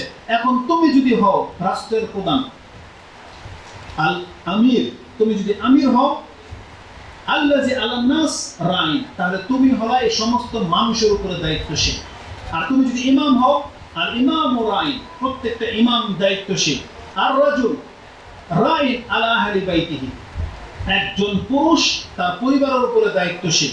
আল মারআ, মহিলাদেরকে বলা হয়েছে রাইয়াতুন আলা বাইতি বালিহা ওয়া ওয়ালাদিহা, স্বামীর সম্পদ এবং স্বামীর সন্তানের দায়িত্বশীল হচ্ছে মহিলা। এখানে একটা সূক্ষ্ম ভাষা বুঝেন, মহিলারা ভালো করে শুনেন। পুরুষদেরকে বলা হয়েছে তুমি তোমার ঘরের দায়িত্বশীল, তার মানে ঘরের ভিতরে কে আছে, সম্পদ আছে, স্ত্রী আছে, সন্তান আছে, সবার দায়িত্বশীল, মানে যেহেতু ঘরের দায়িত্বশীল। আর মহিলাকে বলা হয়েছে তুমি তোমার স্বামীর সম্পদ আর সন্তানের দায়িত্বশীল। স্বামীর দায়িত্বশীল এ কথা কিন্তু বলা হয়নি। তার মানে কোন মহিলা কোন পুরুষের উপরে খবরদারি করতে পারবে না, এটা আল্লাহ সুবহানাহু ওয়া তাআলা দায়িত্বই তাকে দেয়নি। তবে সূরা তাওবার মধ্যে যে আয়াত আছে যে ইন্নাল মুমিনুনা ওয়াল মুমিনাত বা'দুহুম আউলিয়াউ বা'দ ইয়ামুরুনা বিল মারুফ ওয়া ইয়ানহাউনা আনিল মুনকার ওয়া ইউকিমুনাস সালাহ ওয়া ইউতুনাজ যাকাত ওয়ায়ুতিনাল্লাহ ওয়া রাসূলা, এই ক্ষেত্রে প্রত্যেকটা পুরুষ স্বামী স্ত্রী সমান। একজন স্ত্রী হিসেবে পুরুষকে হালাল ইনকাম করার আদেশ দিতে পারবে, নামাজের জন্য ডাকতে পারবে, বদ অভ্যাস থাকলে সেগুলো ছাড়তে বলতে পারবে, আল্লাহ এবং তার রাসূলের অনুগত্য করতে হবে এটা তাকে জোর গলায় বলতে পারবে। কিন্তু সে যদি না মানে, হয় সে তার সাথে থাকবে, তার মতো করে ধর্ম পালন করবে, আর না হয় তাকে ছেড়ে চলে যাবে। যদি মারাত্মক ধরনের পাপ থাকে, কোনো বেনামাজের সাথে সে সংসার করবে না, কোনো হারাম করার সাথেও করা উচিত না, চেষ্টা করবে তাকে উপদেশ দেওয়ার, না হবে মাসালাম, তার রাস্তা তাকে ধরতে হবে। কিন্তু আমাদের সমাজে যেটা দেখতে পাচ্ছি যে মহিলারা পুরুষদেরকে পরিচালনা করতে চায়, এটা মোটেও কাম্য নয়, এটা মোটেও কাম্য নয়। এই হাদিসের ভাষাগুলো আপনি বোঝেন। আপনি দায়িত্বশীল হচ্ছেন সম্পদের এবং সন্তানের যদি কোনো ব্যাঘাত ঘটে তাহলে আপনাকে কিয়ামতের মাঠে জবাবদিহি করতে হবে। স্বামীর সম্পদে যদি কোনো ঘাটতি হয়, চুরি হয়, খেয়ানত হয়, সেটার জন্য আপনি দায়ী, এটার জন্য আপনাকে কাল কিয়ামতের মাঠে জবাব দিতে হবে। আর স্বামীকে জবাব দিতে হবে তার স্ত্রী যদি বেপরদায় থাকে, তার স্ত্রী যদি ইসলাম পালন না করে, যদি পরপুরুষের সাথে সম্পর্ক রাখে, অথবা পর্দা না করে, সালাত না করে, এটার জন্য স্বামী দায়ী। এমন না যে তার জন্য তাকে ধরবে, আমার জন্য আমাকে ধরবে না, তাকেও আপনার জন্য ধরা হবে। বরং আল্লাহ আমাদের কি করেছেন, প্রত্যেকটা পুরুষের দায়িত্ব হলো কু আনফুসাকুম ওয়া আহলিকুম নারা, তুমি তোমার নিজেকে বাঁচাও এবং তোমার পরিবারকে বাঁচাও। এটা হচ্ছে আমাদের প্রত্যেকটা পুরুষের উপরে দায়িত্ব। এবং আল্লাহ সুবহানাহু ওয়া তাআলা বলেছেন, আজকে পুরুষরা দায়িত্ব পালন করছেন না বিদায় আপনার ঘরের মহিলারা বেপরদায় চলে এবং আপনার ঘরের মহিলারা বেনামাজি, আপনার সন্তানরা বেনামাজি, আপনাদের কারণে তারা ক্ষতিগ্রস্ত হচ্ছে। এজন্য আপনাদের সম্পর্কে আল্লাহ সুবহানাহু ওয়া তাআলা কোরআনে আয়াত রেখে দিয়েছেন, যেটা আপনি সূরা জুমার 39 নম্বর সূরার 15 নম্বর আয়াতে পেয়ে যাবেন। আল্লাহ বলেছেন, এই পুরো ইসলাম নাজিল করার পরও যখন তোমরা আমাদের কথা শুনবে না, এই মাল মাসে ফা'বুদু মা শি'তুম মিন দুনি, আল্লাহ বলেছেন আমার ছাড়া যার ইবাদত করবা করো। কুল, হে নবী আপনি বলে দেন, ইন্নাল খাসিরিনা আল্লাযীনা খাসিরু আনফুসাহুম ওয়া আহলিহিম ইয়াওমাল কিয়ামা আলা যালিকা হুয়াল খুসরানুল মুবিন। আল্লাহ বলেছেন, হে নবী আপনি বলে দেন, ইসলাম নাজিল হওয়ার পরেও যদি পুরুষরা আমার ইবাদত না করে, কার ইবাদত করবে? করুক, তবে জানিয়ে দেন যেই ব্যক্তি নিজের এবং নিজের পরিবারের ক্ষতি করলো এই পৃথিবীতে, কিয়ামতের মাঠে এটাই হবে সবচেয়ে বড় ক্ষতি, আর এটা হচ্ছে প্রকাশ্য ক্ষতি। এই হবে সবচেয়ে ক্ষতিগ্রস্ত ব্যক্তি, যে দুনিয়াতে তার পরিবারকে সে ক্ষতিগ্রস্ত করে দিয়েছে। পুরুষ আপনি আকীদা শিখেন না বিধায় আপনার ঘরের মধ্যে বেদাত, শিরক, কুসংস্কার জড়িত। যেমন আমি আমার একটা কথা বলি, সৌদি আরব থেকে যদি আমি কোরআন সুন্নাহর দাওয়াত না পেতাম, আমিও যদি কোনো ভণ্ড পীরের মুরিদ হতাম, আমি কিন্তু আমার পরিবারকে ওই ভণ্ড পীরের মুরিদের দিকে নিয়ে যেতাম, তাই না? আমি নামাজি, আমার পরিবারকে নামাজি বানিয়েছি। আমি কোরআন সুন্নাহ চর্চা করি, তাদেরকে কোরআন সুন্নাহ চর্চা করতে বাধ্য করেছি। এটা আপনাকেও করতে হবে, আপনাকে করতে হবে। আপনার ঘরের বেপরদার কারণে আরেকটা ছেলের চরিত্র নষ্ট হয়ে যাচ্ছে, আপনার ঘরের মেয়ের বেপরদার কারণে, কিন্তু আপনি উদাসীন। এইভাবে প্রত্যেকটা ব্যক্তিকে আল্লাহ সুবহানাহু ওয়া তাআলা দায়িত্বশীল বলেছেন।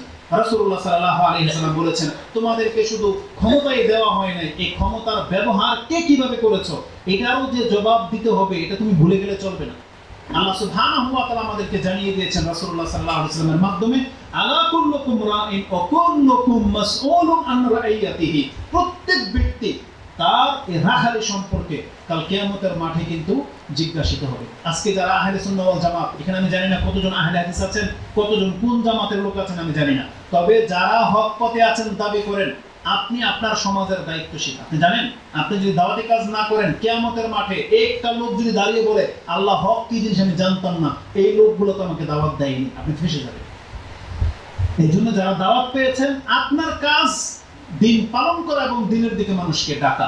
কিন্তু আপনি আহলে হাদিস হওয়ার পরেও, কোরআন সুন্নাহর অনুসারী হওয়ার পরেও আপনি এখনো বসে ক্রিকেট খেলা দেখেন, আপনি এখনো বসে রং মস্তির মধ্যে লিপ্ত, আপনি পার্কে যান, উমুক করেন, মাছ ধরেন, খেলতামশায় লিপ্ত, অথচ আপনাকে আল্লাহ সুবহানাহু ওয়া তাআলার সবচেয়ে বড় অনুগ্রহের মালিক বানিয়ে দিয়েছে, আর আপনি এটা নিয়ে খেলতামশায় লিপ্ত হচ্ছেন আল্লাহর দ্বীন পাওয়ার পরে। অথচ আল্লাহর দ্বীন পাওয়ার জন্য সাহাবায়ে কেরামদের রক্ত ঝরাতে হয়েছে, আর সেই দিন আপনাকে আল্লাহ ফ্রি গিফট হিসেবে দিয়ে দিয়েছেন, কিন্তু আপনার কোনো দাওয়াতি প্রচেষ্টা নেই, প্রচার প্রসার নেই। আজকে বাতিলের জন্য এই পুরো বাংলার জমিনের প্রত্যেকটা দল, গণতান্ত্রিক যে দল, বাতিলের উপর থেকে লড়াই করে যাচ্ছে, একে মারে, একে ধরে, হরতাল, লুটতারাজ সবকিছু করতেছে। কিন্তু যারা দাবি করতেছেন যে আমরা কোরআন সুন্নাহর অনুসারী, আপনার কি কোনো দায়িত্ব নাই? আল্লাহর দ্বীনকে প্রতিষ্ঠিত করার জন্য কোনো দায়িত্ব কি নাই? একজন ব্যক্তি কোরআন সুন্নাহর আহলে হাদিস হওয়া সত্ত্বেও সে বাতিল ফেরকাদের নেতা বানায় কিভাবে? আর আমরা যেটা লক্ষ্য করে দেখতে পাচ্ছি, আমাদের সমাজে তো এই ধরনের লোক নাই, কিন্তু কিছু কিছু এলাকায় আছে আহলে হাদিস এলাকা, সেই এলাকার মধ্যে পর্যন্ত আমলিক না হয় বিএনপির কেউ না কেউ নেতা। কেন হয়েছে এমনটা? অথচ পুরা বিষয়টাই হচ্ছে তিনি কেমন, আপনাকে আল্লাহ যে হেদায়েত করেছে, হেদায়েতের কি মূল্য রাখলেন আপনি? এই জন্য আমি মনে করি প্রত্যেকটা মুসলিম ব্যক্তির কি পেলেন আপনি আল্লাহর কাছে, সেটাকে আপনি কদর করতে হবে। আপনি ইসলাম পেয়েছেন, আপনি হেদায়েত পেয়েছেন, আপনি একত্ব পেয়েছেন, আপনি সুস্থতা পেয়েছেন, সম্পদ পেয়েছেন, কিন্তু আপনি কি দায়িত্ব পালন করতেছেন এটা আপনাকে দেখতে হবে। আজকে আমাদের সমাজের এই বেহাল অবস্থা কেন? আজকে আমাদের যুবকরা অধিকাংশ, আমরা একটা কথা বলি, আমরা বললে তো আপনাদের অনেকের গায়ে লাগে, ফিলিস্তিনিদের জন্য আপনারা নাকি কি উল্টায় পাল্টায় ফেলতেছেন। অথচ আমরা দেখতে পাচ্ছি এই যে ফিলিস্তিনের যুবকদেরকে চিন্তা করে দেখেন, এতদিন ধরে তারা এই ইহুদিদের সাথে যুদ্ধ করে বা ইহুদিদের সাথে তাদের মারামারি, অথচ যুবকদেরকে উচিত ছিল না যে আমরা সোলজার হয়ে যাই, আমরা অস্ত্র কালেক্ট করি, বা তাদের নেতাদেরকে উচিত ছিল না যে তাদের মধ্য থেকে সোলজার তৈরি করা? কিন্তু তাদের চুল, তাদের গেট আপ দেখেন, এত কিছু হওয়ার পরেও এখন পর্যন্ত তাদের প্যান্ট টাকনার নিচে চুল, তারপরে ইহুদিদের মতন কাটা, অধিকাংশ মানুষ নামাজ পড়ে না, অধিকাংশ মহিলারা বেপরদা। কেন এমনটা হয়েছে? অথচ আল্লাহ যখন কাউকে শাস্তি দেন তাকে তো বোঝা উচিত যেটা আমার কোনো না কোনো পাপের কারণে হয়েছে। এটা জাস্ট একটা এক্সাম্পল দিলাম। আজকে ফিলিস্তিনের মুসলিমদের সাথে এটা হচ্ছে আল্লাহর প্রিয় একটা জায়গা, একটা প্রিয় একটা ভূখণ্ড। আমরা তো কম দামি জায়গার সৃষ্টি, তাহলে আমাদের পাপের কারণে কি আল্লাহ আমাদেরকে ছেড়ে দিবে? তাহলে আমাদের যুবকদের মধ্যে এত কেন পাপ? তারা মহিলাদের সাথে তাদের খেলতামশা নিয়ে, তারা জুয়া খেলে, তারা খেলাধুলা নিয়ে, আমোদ প্রমোদ নিয়ে এত বেশি মাতামাতি কেন? আমাদের যুবকরা কি জানে না যে তাদেরকে মুসলিম করে সৃষ্টি করা হয়েছে? তাদের দায়িত্ব হচ্ছে দিন কায়েম করা, পৃথিবীতে আল্লাহর দিনটাকে প্রতিষ্ঠিত করা। আর যেখানে পুতুল পূজার খেলাফ আল্লাহ সুবহানাহু ওয়া তাআলা নবীর রাসূল পৃথিবীতে পাঠিয়েছেন, আর আমাদের মুসলিম ঘরের সন্তানরা সেই পূজার ধারক বাহক হয়ে যাচ্ছে, আর এটাকে আপনি অপরাধী মনে করেন না? ইন্ডিয়ার কোন কালচারটা আমাদের সমাজে না চলে? আপনার ঘরে বিয়ে শাদী থেকে শুরু করে সবকিছুর মধ্যে মিউজিক। আপনার মোবাইলের মধ্যে মিউজিক ছাড়া কিছুই পাওয়া যায় না। একটা কৌতুক ছাড়বে, একটা রান্না বান্না, তাতে মহিলারা মিউজিক অ্যাড করে পোস্ট করে। কেন?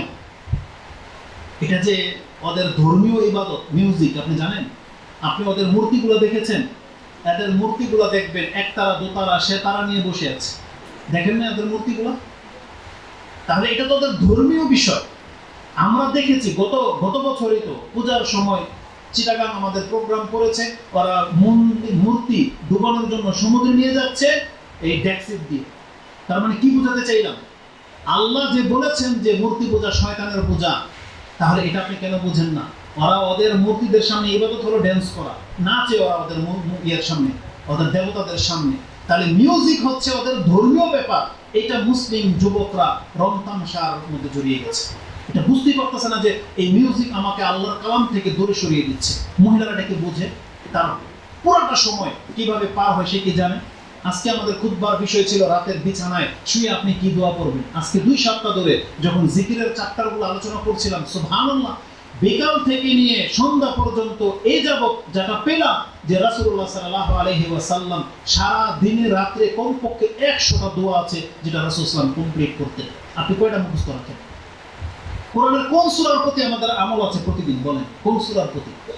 আরে রাসূলুল্লাহ সাল্লাল্লাহু আলাইহি ওয়াসাল্লাম তো এমনিতেই বলে নাই যে আয়াজিজু আহাদুকুম আইয়াকরা সুলুসাল কোরআন মিনাল লাইলি, সুলুসাল কোরআন, তোমরা কি অপারগ যে রাতে কোরআনের 10 পারার 1 পারা পড়তে পারো? এটা অপারগ তোমরা? বলতেছে যে কিভাবে আমরা এটাকে পুরো করতে পারবো? রাসূল সাল্লাল্লাহু বলেছেন কুল হুয়াল্লাহু আহাদ তা'দিলু সুলুসাল কোরআন। আরে সূরা ইখলাস পড়লেও তো কোরআনের 10 পারার নেকি আল্লাহ দিয়ে দেয়। কিন্তু কয়জন ব্যক্তি আছে আমরা যে রাতে অন্তত স্মরণ করে সূরা ইখলাস একবার পড়ি? মানে কোরআন ইসলামের সাথে আমাদের খুব দূরের সম্পর্ক। আমাদের মা বোনদের সময় কাটে কিভাবে? কি করে তারা সারাক্ষণ বাসায়? তাদের তো জিহাদ নেই, তারা তো জিহাদ করেন, তারা ইনকাম নেই, ঘরে থাকবে, কি করে তারা সারাক্ষণ? এই টিকটক, এই মোবাইল। আল্লাহ সুবহানাহু ওয়া তাআলা ইবাদত করার জন্য যথেষ্ট সময় আল্লাহ আমাদেরকে দিয়েছে। এখন পর্যন্ত আমাদের দেশে যুদ্ধ শুরু হয়নি, এখন পর্যন্ত আমরা ঘরের নিচে, এখন পর্যন্ত এখানে বসে কথা বলতে পারতেছি। আজকে জুমার সালাত আদায় করতে পেরেছেন প্রশান্তির সাথে, কিন্তু এই নিয়ামত যদি আল্লাহ ছিনিয়ে নেয়, এই জন্য আগে থেকে আমাদেরকে প্রস্তুত হতে হবে যে বাংলার জমিনে ইসলামটাকে কিভাবে টিকানো যায়। এই জন্য আমাদের প্রত্যেকের দায়িত্ব হচ্ছে আমাদের দিনকে হেফাজত করা। এটা মুসলিম হিসেবে আমাদের দায়িত্ব। আমাদের সমাজটাকে রক্ষা করার দায়িত্ব আমাদের। আজকে যদি এখানে 10টা 20টা পোলাপান যদি প্রস্তুত হয়ে যায় যে আমরা নেশা করব না, আমাদের সমাজের এই বাজারগুলোতে নেশা বিক্রি করতে দেব না, এই সমাজ কি পরিবর্তন হতে বেশি দিন লাগবে? বেশি দিন লাগবে না। মানে আমাদের ইচ্ছা নয়, একটা লিডার তৈরি করেন যে আমাদের সমাজে অনিসলামিক কোনো কাজ আমরা করতে দেব না, একটা লিডারশিপ তৈরি করেন, দেখেন একটা বিপ্লব তৈরি হয়ে যাবে ইনশাআল্লাহ। আমরা তো সেই মেসেজগুলো নিয়ে কাজ করি। জি, আমাদের সময় যথেষ্ট হয়ে গেছে, আমরা আগে যাব না। আমি মনে করি আমার সংক্ষিপ্ত বক্তব্যে আমি আপনাকে যেটা দেখাতে চেয়েছি, আমাদেরকে আমানতদার হতে হবে, আমাদেরকে আল্লাহ সুবহানাহু ওয়া তাআলার দ্বীনের প্রতি মহব্বত থাকতে হবে। একটা ছোট্ট কথা বলে শেষ করে দিই। আব্দুল্লাহ ইবনে মাসউদ, তার বয়স মাত্র 6 থেকে 7, যখন ইসলাম নাজিল হয়েছে, আবু বকর এবং মুহাম্মদ সাল্লাল্লাহু আলাইহি সাল্লাম তার পাশ দিয়ে যাচ্ছিলেন, পিপাসা লেগেছে। এই বাচ্চা ছেলেকে বলেছে, তোমার কাছে কি দুধ পান করার মতো কোনো দুধ আছে? জানেন আব্দুল্লাহ ইবনে মাসউদ কি বলেছিল? তখন সে মুশরিক ঘরের সন্তান, 7 বছর মাত্র বয়স। সে বলেছিল, আমি একজন আমানতদার এবং আমি একটা কৃতদাস। মানে যেহেতু আমি মালিকের গোলাম, কৃতদাস, কিন্তু আমি আমানতদার। আর এই যে বকরিগুলো দেখতেছেন, এটা আমার কাছে আমানত। কাকে বলেছে কথা? মুহাম্মদ সাল্লাল্লাহু আলাইহি সাল্লামকে বলেছে। তো বলছে, ঠিক আছে, তুমি যদি আমানতদার, এমন কোন বকরি আছে যেটাতে দুধ হয় না, বাজা বকরি গোছা আছে, এটা নিয়ে আসো, তো তোমার আর কোনো অপরাধ হবে না। এমন বকরি নিয়ে আসা হয়েছে যে বকরির দুধ হয় না, রাসূল সেটাতে হাত লাগিয়েছেন, দুধ এসেছে, রাসূল এবং আবু বকর রাদিয়াল্লাহু তাআলা খেয়েছেন, খেয়ে আবার টাচ করেছেন, বকরি আগের মতো হয়ে গেছে। বলছে, এখন তোমার দুধ পান করা হয়নি। কিন্তু আমি বুঝাতে চেয়েছি, 7 বছরের একটা বাচ্চা কৃতদাস, সে বলতেছে আমি একজন কৃতদাস, এটা আমার মালিকের বকরি, আর আমি হইলাম আমানতদার। একটা মুসলমানের ঘরের সন্তান, মুসলিম হওয়ার পরেও এই কনফিডেন্সের সাথে বলতে পারবেন আপনাকে কোনো আমানত দিলে যে আমি আমানতদার? আপনাকে ঋণ দিলে টাকা রিটার্ন করেন না, একটা দায়িত্ব দিলে খেয়ানত করে বসে থাকেন, তাহলে আমাদের কাছে জাতি কি সেফ? কোনোদিন সেফ না। আমাদেরকে রাসূলের চরিত্রে ফিরে আসতে হবে। রাসূল সাল্লাল্লাহু আলাইহি ওয়াসাল্লাম বলেছেন, তোমরা আমার মতো হও। আল্লাহ বলেছেন, লাকাদ কানা লাকুম ফি রাসূলিল্লাহি উসওয়াতুন হাসানাহ। আমাদের মা বোনদেরকে আমানতদার হতে হবে, স্বামীদের সাথে তারা যেন খেয়ানত না করে। এভাবে আমাদের অনেক দায়িত্ব আছে। আজকে আমি আশা করি আমাদের এই ছোট্ট মেসেজের মাধ্যমে আল্লাহ আমাকে এবং আপনাদেরকে সঠিকটা বোঝার তৌফিক দান করুন। আমাদের ভুল ত্রুটিগুলোকে আল্লাহ মাফ করুন। এই দিনকে প্রতিষ্ঠিত করার কাজে যারা নিয়োজিত আছে, আল্লাহ আমাদেরকে তাদের অন্তর্ভুক্ত করুন এবং আমাদের মুসলিমদেরকে আল্লাহ আপনি শক্তিশালী করুন এবং আমাদের অপরাধগুলোকে আল্লাহ মাফ করুন। এই বৈঠককে আল্লাহ কবুল করুন। যারা এখানে উপস্থিত হয়েছেন, আল্লাহ আপনি আমাদেরকে ক্ষমা করুন। আমিন ইয়া রাব্বাল আলামিন। সুবহানাকা আল্লাহুম্মা রাব্বানা ওয়া বিহামদিকা আশহাদু আল্লা ইলাহা ইল্লা আনতা আস্তাগফিরুকা ওয়া আতুবু ইলাইক। আসসালামু আলাইকুম ওয়া রাহমাতুল্লাহি ওয়া বারাকাতুহু।